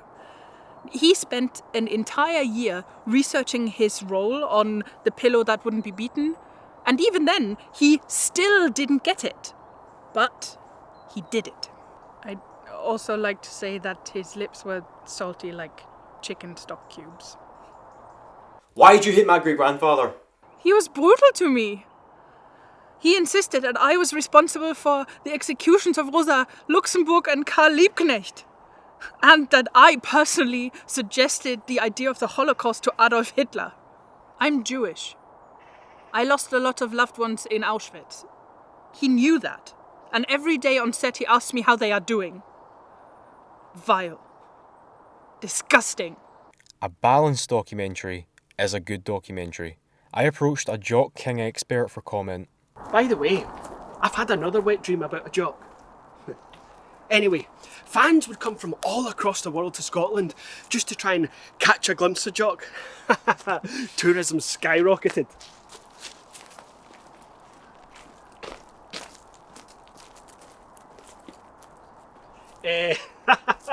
Tourism skyrocketed. Oh, people loved him. I love him. Jock's films caused catastrophic cultural damage in Scotland. Women were always depicted as subservient to men. Here's a typical narrative sold to millions of impressionable minds. A young woman is forced into slave labour by a person of colour. This person is villain number 1. The young woman tries to escape and instead is kidnapped by a Romany person. This is villain number 2. One day, Jock stumbles upon the young woman, kills the Romany, frees the young woman, marries her, and she lives happily ever after, catering to Jock's every need. Let me tell you this, right, as a professional fan/expert, Jock King stands for national identity, stability, prestige, pride, empire. How often does Jock save the barbaric, ignorant, colonised folk just as they're about to sacrifice all their children to God? Jock is civilization. This country would be a shambles without him. And I fucking love him. Ha, Jock. What a guy. What can I say? I really liked him, but he also was a massive fucking prick and a shite actor compared to Lida Borrelli and Francesca Bertini. Now, Amadeo Bordiga. There was a thinker. And Jock's lips were just like chicken stock cubes. He gave me a wooden leg once. I still got it. People easily forget that Jock was a progressive too. I mean, one time he said that homelessness was a shame, but nothing could be done about it. And who could forget that one time where he smiled at that poor blind child?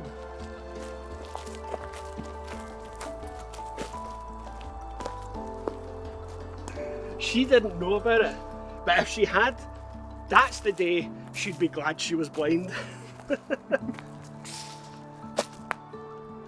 You look just like him.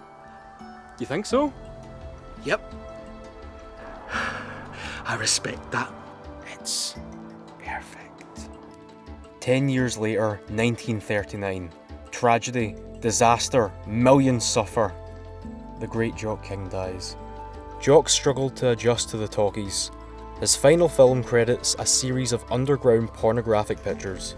Jock's cock talks, Jock's cock rocks, King Jock, King's cock, all Jock, some cock, all Jock, some cock. Artistic, avant-garde, pleasurable.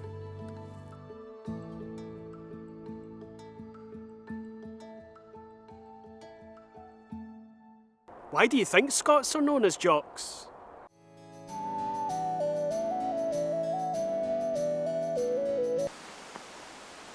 For fuck's sake, you've ruined this! You've ruined it! I had a whole thing planned! God, you're so fucking unoriginal. Years later, someone's going to comment that we were made for each other because we tried to propose in the same way, at the same place, at the same time, and I may stab them lightly. And I may borrow that knife and stab you repeatedly. So what do you say then? Are we doing this? Yep. Great. That's that sorted then. Yep. I'm really happy. Oh yeah, me too. Really happy. Look how fucking happy I am. It's the happiest day of my life.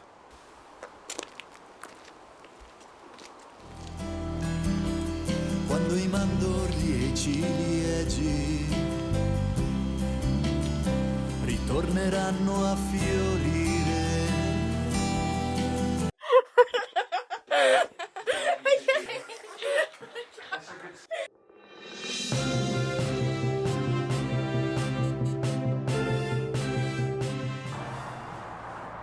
Lord Scott Mackenzie, some jealous critics would question how you're able to lose yet another business, but still remain a multi-billionaire.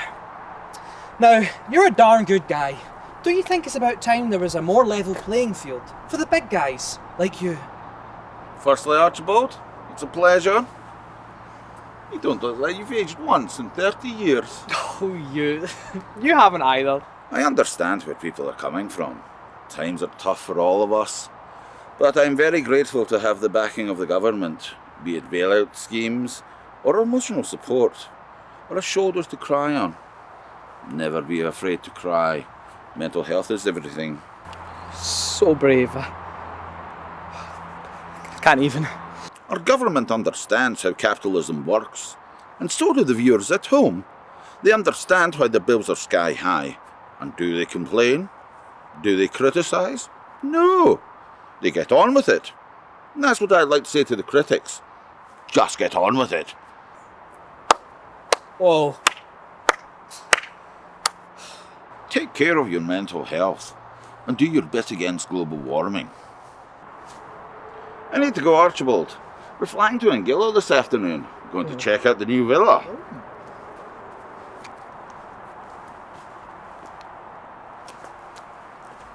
Oh, and tell your boss I'll see him at the party in Anguilla. I will. Why am I not invited? You cunt, you!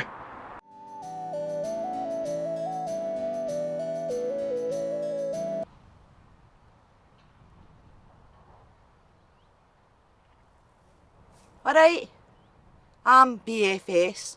Officially, that stands for Big Fucking Susan. Unofficially, it's none of your fucking business. Right, I'm a good coach. I'm honest. Pretty angry. No encouraging. Very violent.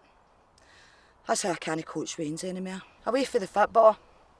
I volunteer whenever I can. Homelessness, inequality, poverty, addiction. We need to kick that right out. 3,000 empty houses. 500 homeless. Dead since 2020. 3,000 empty houses. 500 homeless dead since 2020. It's a cost of greed crisis. Oh fuck, it's a polis. Can't even protest peacefully these days without getting fucking arrested. And a day wee adverts too. I need one of them. I'll get one of them for my wee neighbour, I know. I don't know what it is, but I like it.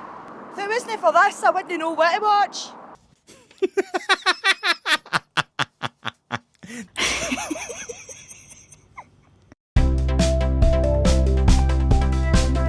My name is Danny Deckard, but my friends call me Big D. I bet you can figure out why that is. Yeah! Huh! I've heard those who don't like me call me Double D's. That's probably because they know I insist on big tits. Yeah. Big tits for breakfast, lunch, and dinner, baby. Business never stops. I'm the CEO of a major international call center corporation. We are renowned for our expertise in keeping callers hanging and then hanging up straight after we put them through. Check out this review we just got.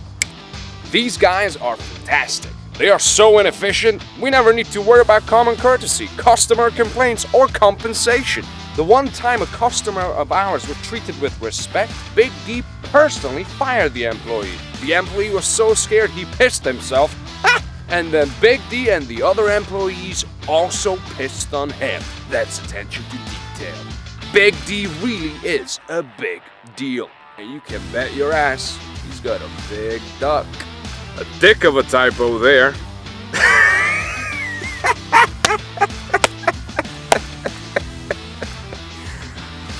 Although I did once eat an entire mallard from beak to butt. You wanna be like me? Escape the Matrix and forget about being a beta weight slave. Become a Bugatti driving, pussy grabbing, alpha male and alpha male. Huh? My employees kept saying to me, "Oh, we don't make enough money. We live in poverty. Our lives are empty. Our work is dehumanizing. And we're totally alienated from it. And why do you keep watching us through the computer's webcam?" Now, my employees are getting rich. How, I hear you ask? A few of you had the balls to keep watching. Well, they spend $90 a month from their wages on my online course, teaching them how to make real money. And not the pitiful pittance I paid them. Join the course today to earn some real money and become a real man. Or don't, and stay woke and broke. And if that hasn't convinced you, check this out. Before I enrolled on Big Daddy's course, I was scared of women. Now these women are scared of me. $90 a month was a bargain. I learned so much about life, and I know I'm gonna make my first million soon. Woman hater, graduated with first honors 2014. Review written August 2022.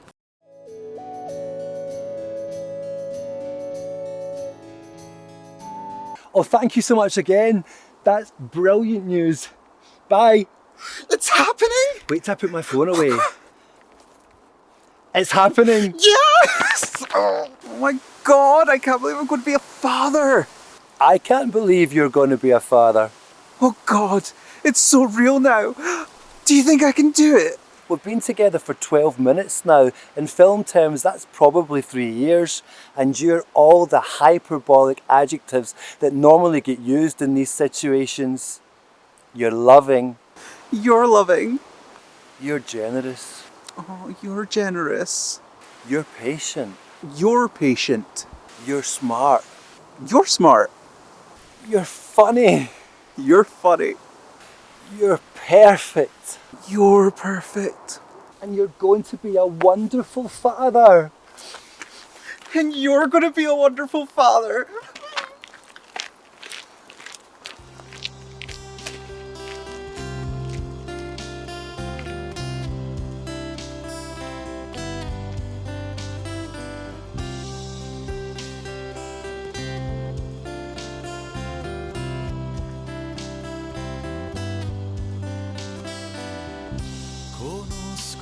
sentiero.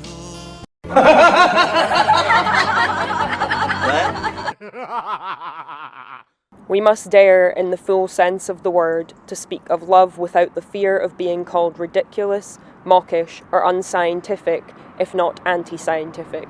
We must dare in order to say scientifically that we study, we learn, we teach, we know with our entire body. We do all of these things with feeling, with emotion, with wishes, with fear, with doubts, with passion, and also with critical reasoning. We must dare so as never to dichotomize cognition and emotion. We must dare so that we can continue to teach for a long time under conditions that we know well. Low salaries, lack of respect, and the ever-present risk of becoming prey to cynicism. We must dare to learn how to dare, in order to say no to the bureaucratization of the mind to which we are exposed every day. We must dare so that we can continue to do so, even when it is so much more materially advantageous to stop daring.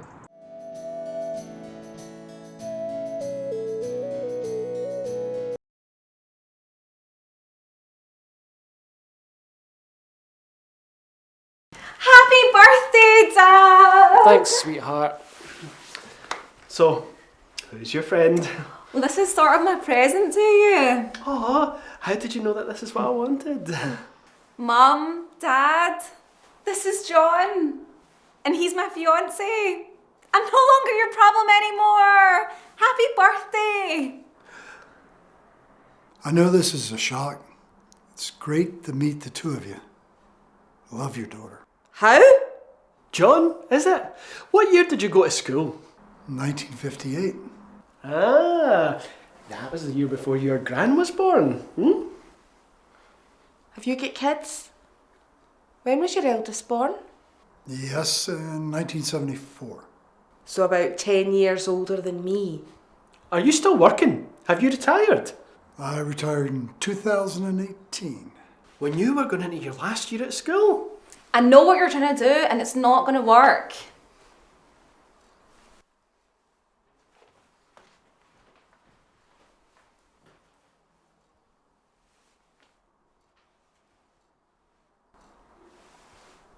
Besides, we're all going to need to get along because, well, I'm pregnant. Oh my God, I'm so happy, really. Yep, you're going to be a father again, John. I can't believe it. I'm so happy. So thoughtful of you to make this my birthday present. What about university? Your career? All of that's just done then? What are people going to think? No way, I can't do this. I'm so sorry. Please forgive me. John, you're not the father. I'm so sorry. It was a one-time thing. Please believe me. I'm so sorry. What?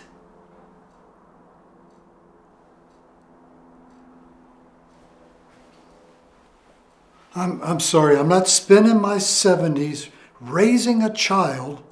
It's not even mine. I understand that, John, and look, I love you a lot. But I've made my mind up and I'm keeping this child with you or without you. I'll make it work somehow. Wait a second, honey. You really love John. It was just a one-time thing, wasn't it? I do. It was a stupid mistake, but I'm not going to guilt John into it. I can do this by myself. Can't believe this. Oh, come on, John. 70's the new 50. You're in great shape.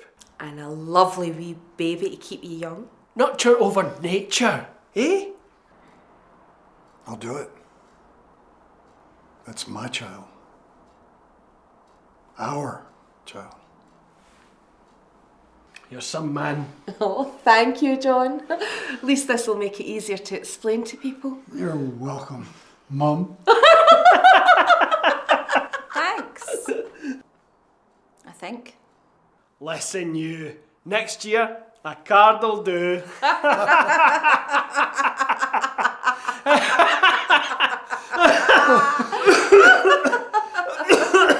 I just got a promotion. Yes! Oh, I just won the lottery. Yes! Airbnb let me split the payments with 0% interest. Yes!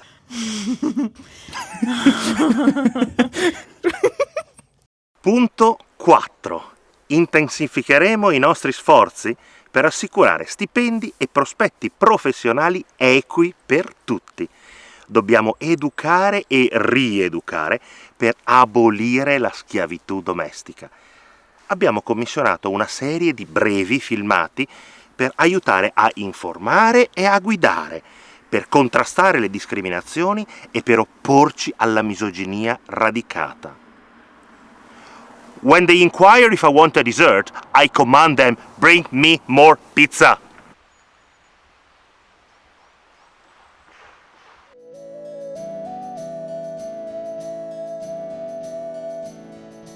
Child!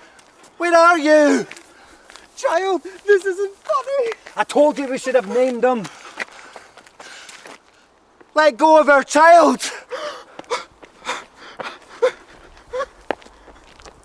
Don't cry, child. Everything's going to be okay. Please, let him go. He's only a child. Exactly. He's an only child. We don't have another we prefer. Wait a minute. I know you. My God, you're right. You're the new researcher at All You Need to Know News. Didn't you say he was ex-CIA? Please let our son go. Ah! #1 daddy! No! Wait a minute. How was he #1 daddy? My husband's dead, my son loved him more, and now her, my nemesis.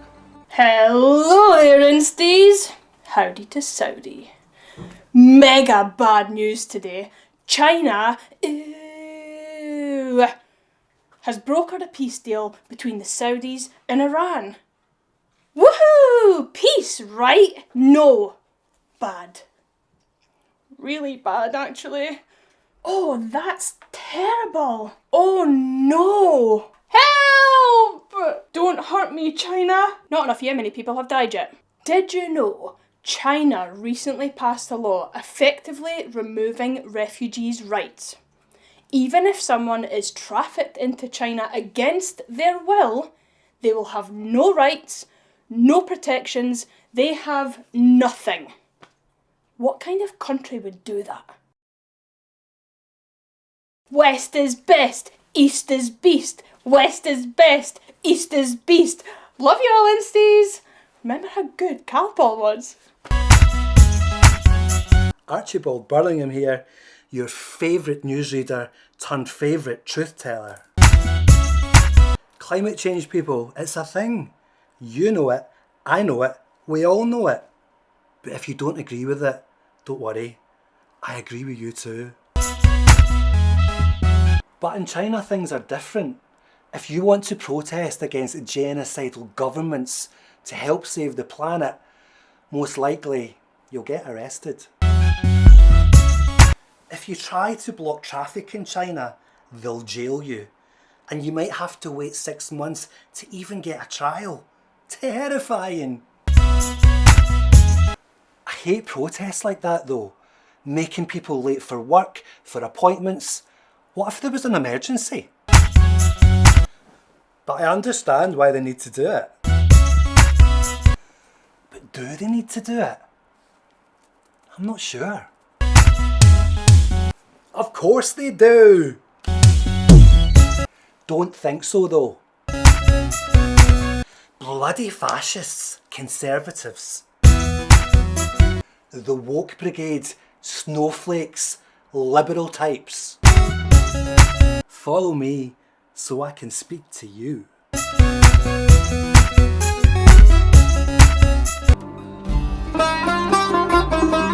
Hello, my darling, beautiful Insties.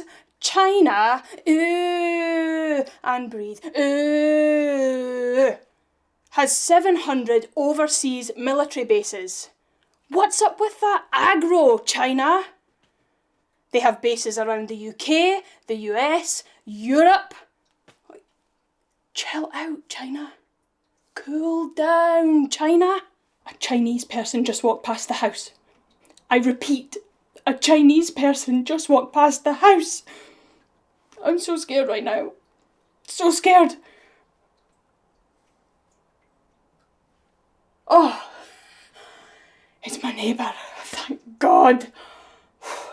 She's so lovely. Anyway, West is best, East is beast. West is best, East is beast. Love you all, Insties. Use the discount code in my bio for 30% off at the Walkway. Their chicken chow mein is to die for.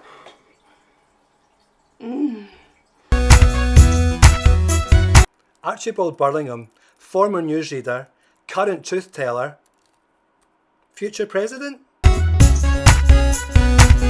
The only influencer with the real truth on China. China has over 5,000 nuclear warheads, and they've not got the moral conscience, like us in the West, not to drop them. Or do they? No, they don't. They are an immoral people, ignorant of plight. Terrifying.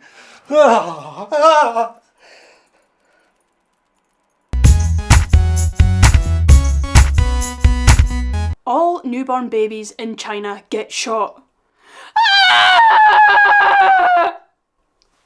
To death.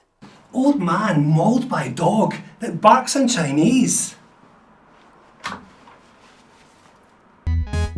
5G gives you COVID-19. Thanks, China. They knew how dangerous care home patients were and they took them out. If you go to China on holiday, there's a 94% chance you'll be forced into slavery. That's terrible. My friend from China hasn't texted me back in 3 hours.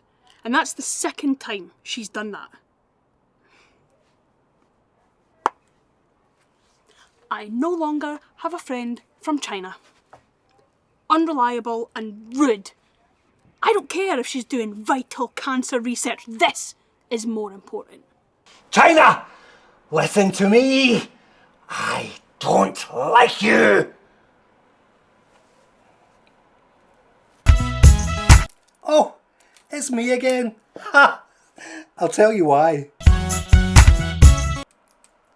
My rival, the she-devil, has had her account blocked due to an intricate Chinese misinformation-disinformation ploy. Archibald 1, China 0. Hello, Insties. I'm back. My old account was blocked. Basically, I went on strike for more money to continue my propagandising. They told me to fuck off and branded me a Chinese double agent.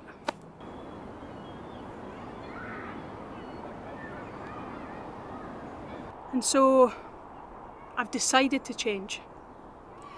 I've decided to only contribute positivity to the world. Positive thoughts only. And so, my beautiful Insties, I found this really cute video of a dog and cat bonding that...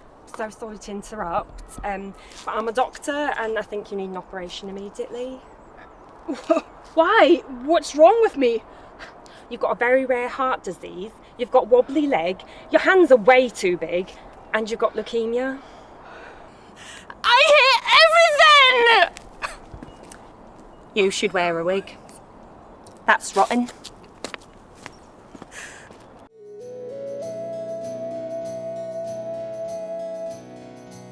Right, Posh Tosh, did you give that a wash? Indeed, I have washed my cock, a big fucking Susan. Oh, put some fucking respect on my name. Big fucking Susan. Big fucking Susan. Big fucking Susan. Big fucking Susan. Big fucking Susan. Big fucking Susan. Big fucking Susan!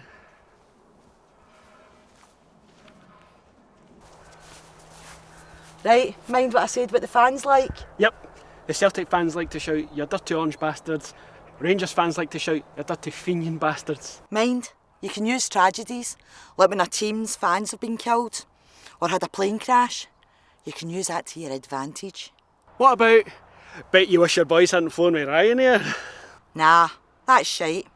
Also, you can dish it out if the teams get fans that are gay. It's not just the referee that's bent, is it, boys? Aye, that was a bit better. Still shite though.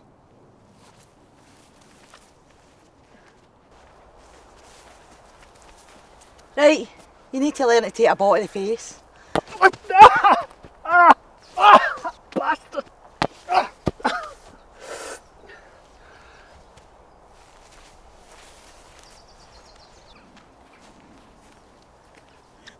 How hard is it for independent media to maintain its independence against state and corporate corruption? This is fucking football, son. There's no fucking place for that pish here.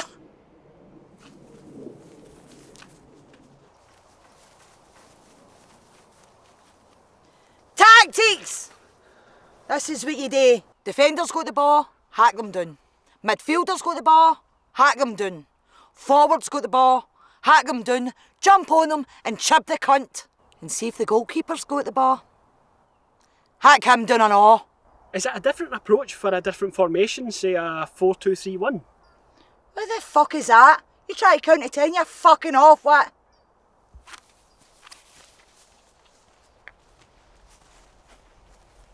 And if you get that ball, launch it, head down and run after it.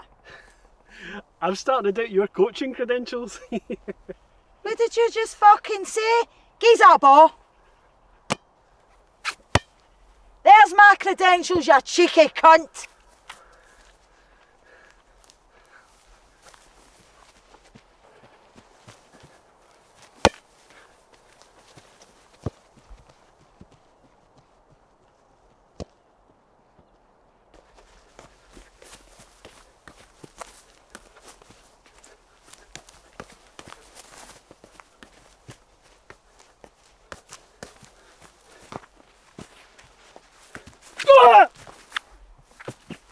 Get up, you diving prick!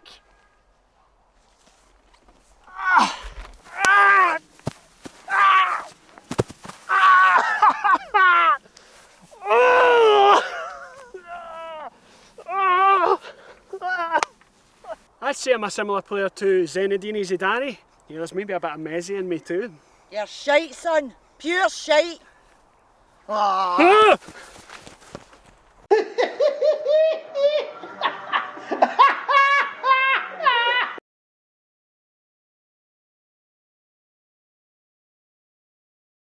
Hi, Dad. This is... It's John, sir.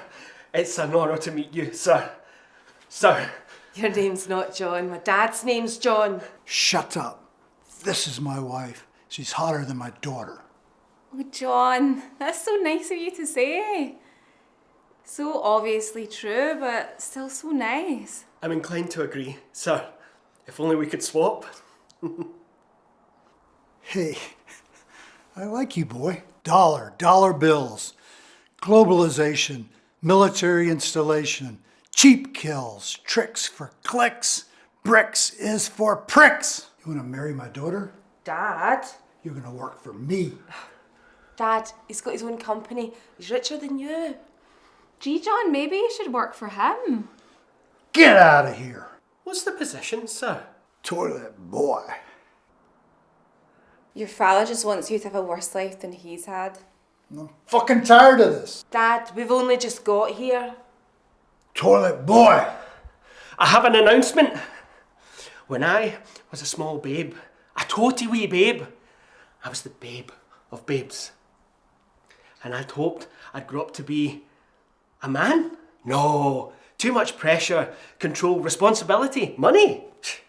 No, I dreamed I'd grow up to be a boy. And what sort of a boy do you suppose I'd hope to become? Toilet boy! Yeah! It's your company now!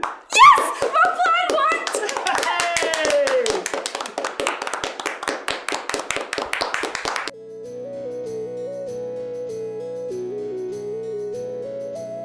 Hello, Insties! As you know, I had some bad news. Actually, maybe it was good news. No, it was definitely bad news. Insties! Please don't unfollow me. I'm putting together a mega cool vid featuring some of the sweetest moments from Friends. It's called 16 Times Friends Were Really Sweet. Good day. I'm Barrister Devon Bango, a lawyer, and somebody has robbed your bank account. Oh my god, are you serious? Yes. How much did you have in there? A few thousand. I've got bills due tomorrow. Yeah, that's enough. I can help. If you give me access to your account, I can restore the money within 12 hours. Oh, that would be amazing. You can do that. Yes, I can do it from over there, while you stay here. Oh, okay. Here's my card. Here's my details, my passwords. Just take it all. Very good. I will go over there now and do it. Oh, thank you so much. I love you. Sorry, what was your name again? It's Barrister Devon Bango. Oh, saved by a lawyer. My lucky day. Yes. I will get your money now. I mean, get it back. What did I tell you, Insties? The world is a beautiful place filled with beautiful people. There he is. Oh, he's getting on the bus. Public transport. He's doing his bit for the environment. But that's him away. A lovely man.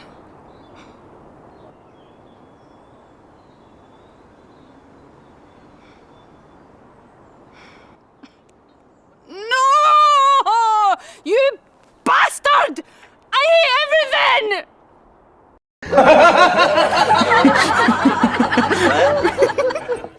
We must scream loudly that in addition to the activism of unions, the scientific preparation of teachers, a preparation informed by political clarity, by the capacity of teachers, by the teachers' desire to learn, and by their constant and open curiosity, represents the best political tool in the defence of their interests and their rights.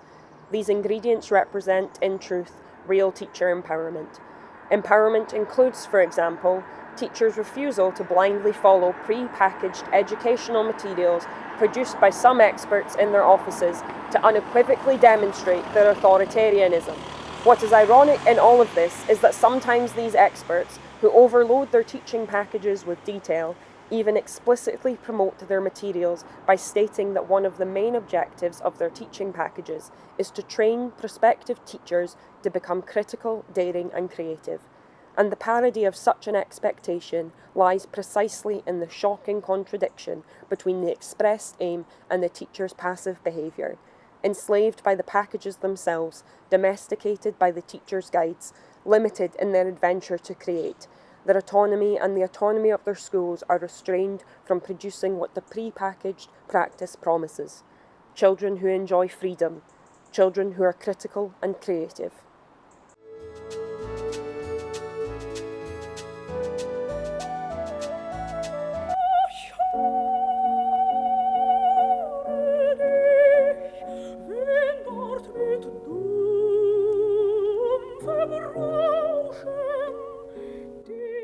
I live at home with my mum, my older brother and my younger sister. I share a room with my big brother. My mum shares a room with my sister. A few streets away from where I stay, an old man and woman live in a huge house. There must be over 30 rooms in it and they always have fancy cars parked in the driveway. My teacher says if I work hard at school, I can get a great job, get lots of money and buy a really big house too. I'd love to have my own room, but I wouldn't need to have so many other rooms and I wouldn't need so many cars either. My mum can drive, but we can't afford a car at the moment, so we walk to school and I like walking, seeing all the different types of houses. I don't understand why some people have more than they need and others have less than they need. The reason I want to work hard at school is to understand this, not to have a really big house that I don't need.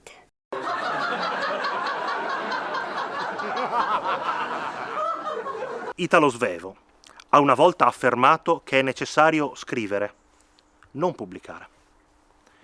Dobbiamo continuare a creare politiche, nonostante gli interessi ipocriti dei nostri governi, regressivi e burocratici, che fanno tutto ciò che è in loro potere per impedirci di metterle in atto. Se rinunciassimo alla nostra indipendenza, se ci adattassimo alla formula intrattenimento popolare uguale zombie condizionati, ci uniremmo alla classe capitalistica, quella che detta l'ordine del giorno, e saremmo quindi, purtroppo, pubblicati. It's for you to determine if this is an euphemism. Let my soul fill your hole.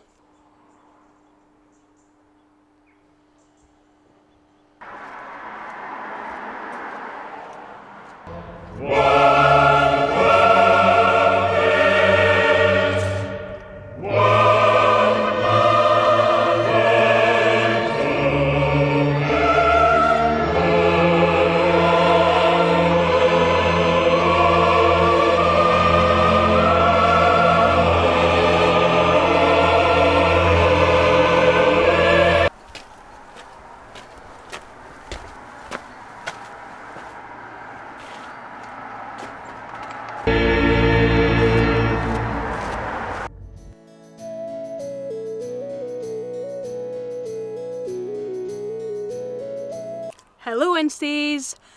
First thought of the day. If you can't trust someone named Barrister Davin Bango, who can you trust? Positivity. It was only a few thousand. It could have been worse. I could have had a really well-paid job and thousands in the bank, but no. None of that for me. I've no money left and my health is basically fucked.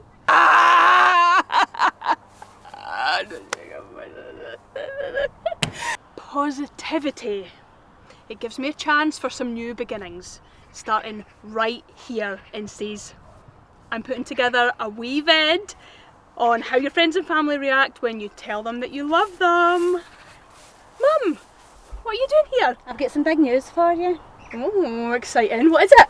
Do you want to come over here? No, I want my Insties to know the big news too. 30 years ago we adopted you. You're adopted. What? You're adopted. I heard you. I'm not fucking deaf. I mean, what the fuck? Sorry, but you're adopted. Why you tell me this now? Why didn't you tell me before? There's no easy way to say this. We no longer want to have you as a child. What? We no longer want to have you as a child. I heard that. I mean, what the fuck? What have I done? Nothing. It's just no fun anymore. Come on, we'll need to take you back to the adoption agency. But I'm an adult. I know, but you'll need to go back to the orphanage to a new mummy and daddy come to adopt you. What? I'm an adult. And I'm fucking fun. Fuck you. Don't make this harder than it is. Than it is? You don't even look like you care at all. Why isn't Dad here? He's with your brother and sister. Are they adopted too? No. They're our actual kids, and we love them to bits. I hate everything! And remember, they're no longer your brother and sister either.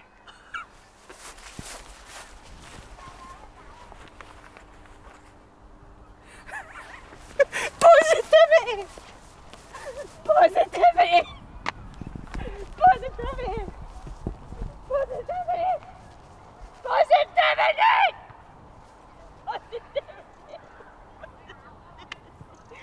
Positivity! Positivity!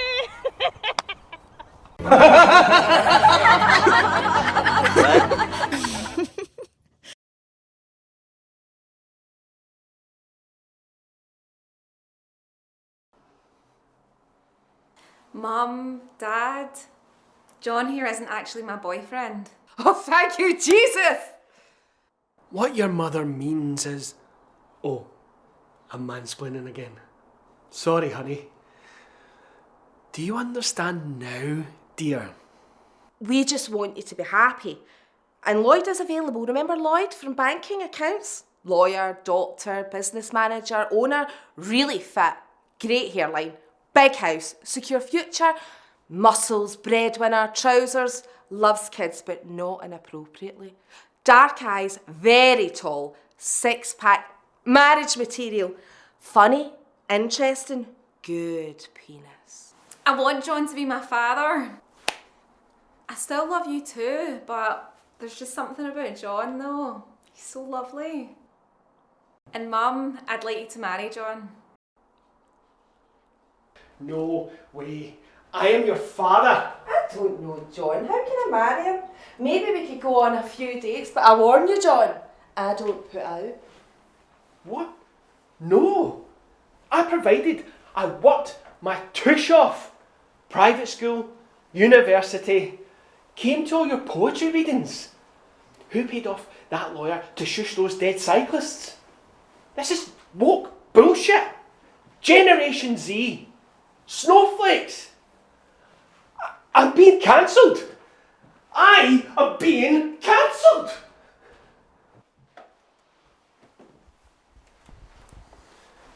Welcome, John. You're going to make a wonderful father. And I know you're going to satisfy my wife.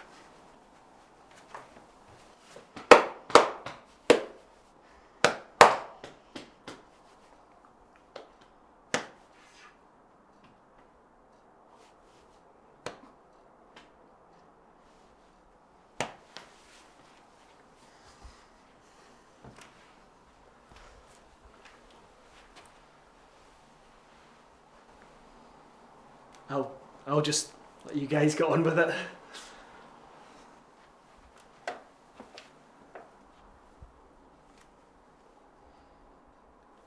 What was that? Did somebody call? Didn't think so. It was probably my other friend, who is definitely real. Bye then.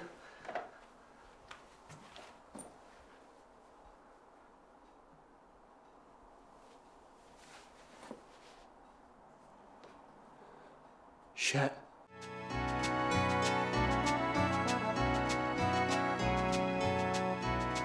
This week, on the next Dictator, the Fry brothers attempt to convince the leader of the mercenary group, who guaranteed their awesome bloody victory, to relinquish control of their explosive weaponry. With no one left to persecute, will the mercenaries hand over their arsenal, or will the Fry brothers meet a very gruesome end? Previously on the next Dictator. Yes! Yes! We are the next dictators! Yes! I've been dreaming of this moment since I was a wee boy. And I'm gay!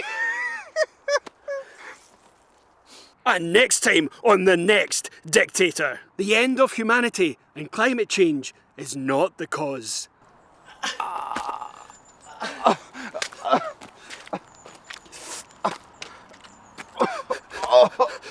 And now we return to the present of your terrifying reality.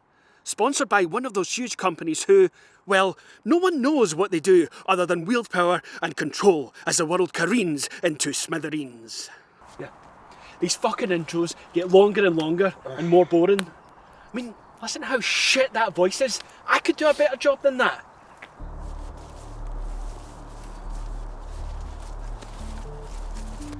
Slobodan!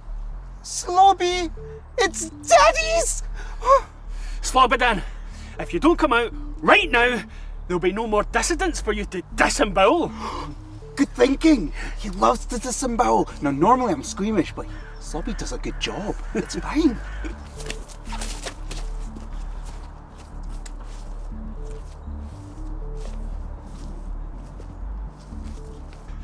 Slobby!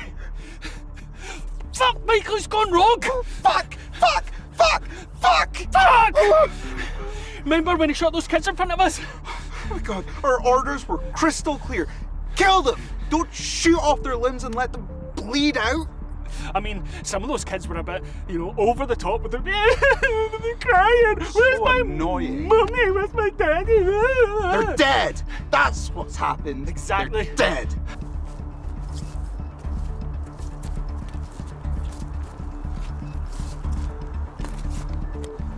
Are we on the wrong side again? What? No. But the camera's there. So, but like,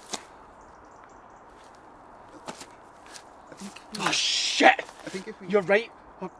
Let's swap. Right. Okay. But wait. Okay. So, you move that way, and that's. Yeah.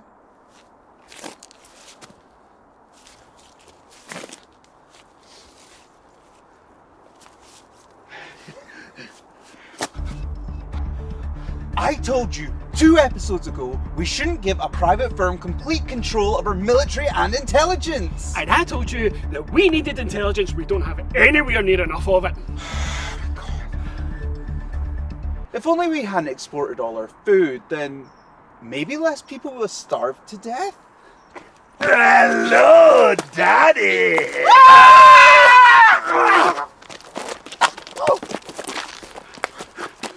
Come on, Slobby.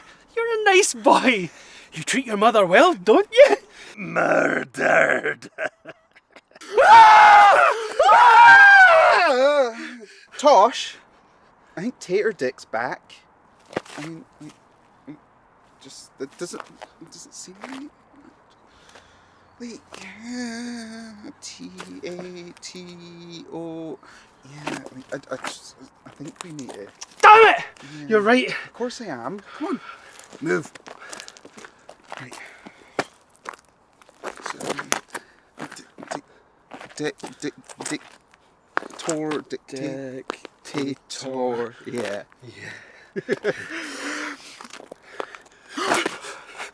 You must have had a pet that you must have cuddled all the time. Smothered. There must have been a young lady that romantic teenage Slobby liked. Slaughtered.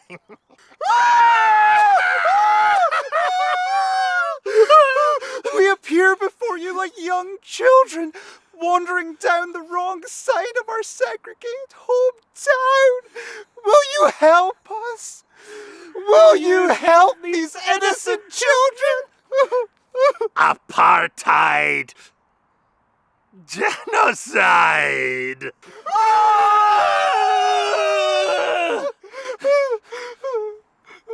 Doesn't Slobodan look a lot like my stunt double?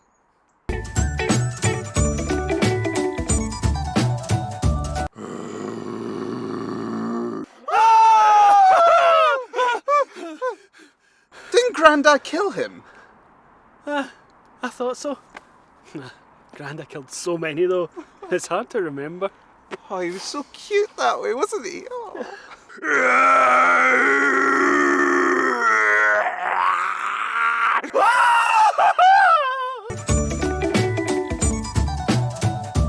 It is him! Save yourself, Michael! Don't worry about me! Please, please don't kill me, Slobby, please! Annihilation! Oh, we ran out of time. That's the episode over.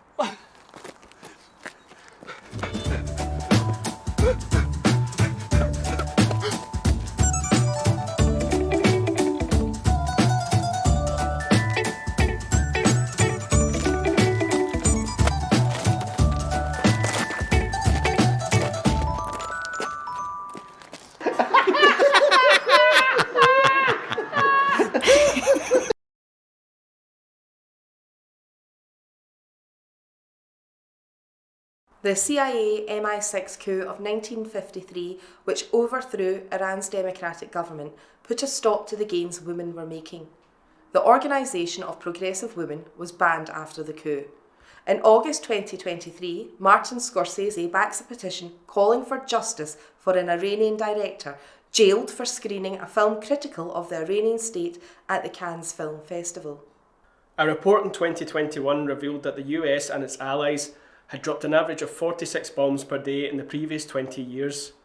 Since the war in Ukraine, US arms companies Lockheed Martin and Northrop Grumman shares have increased by 37% and 41% respectively.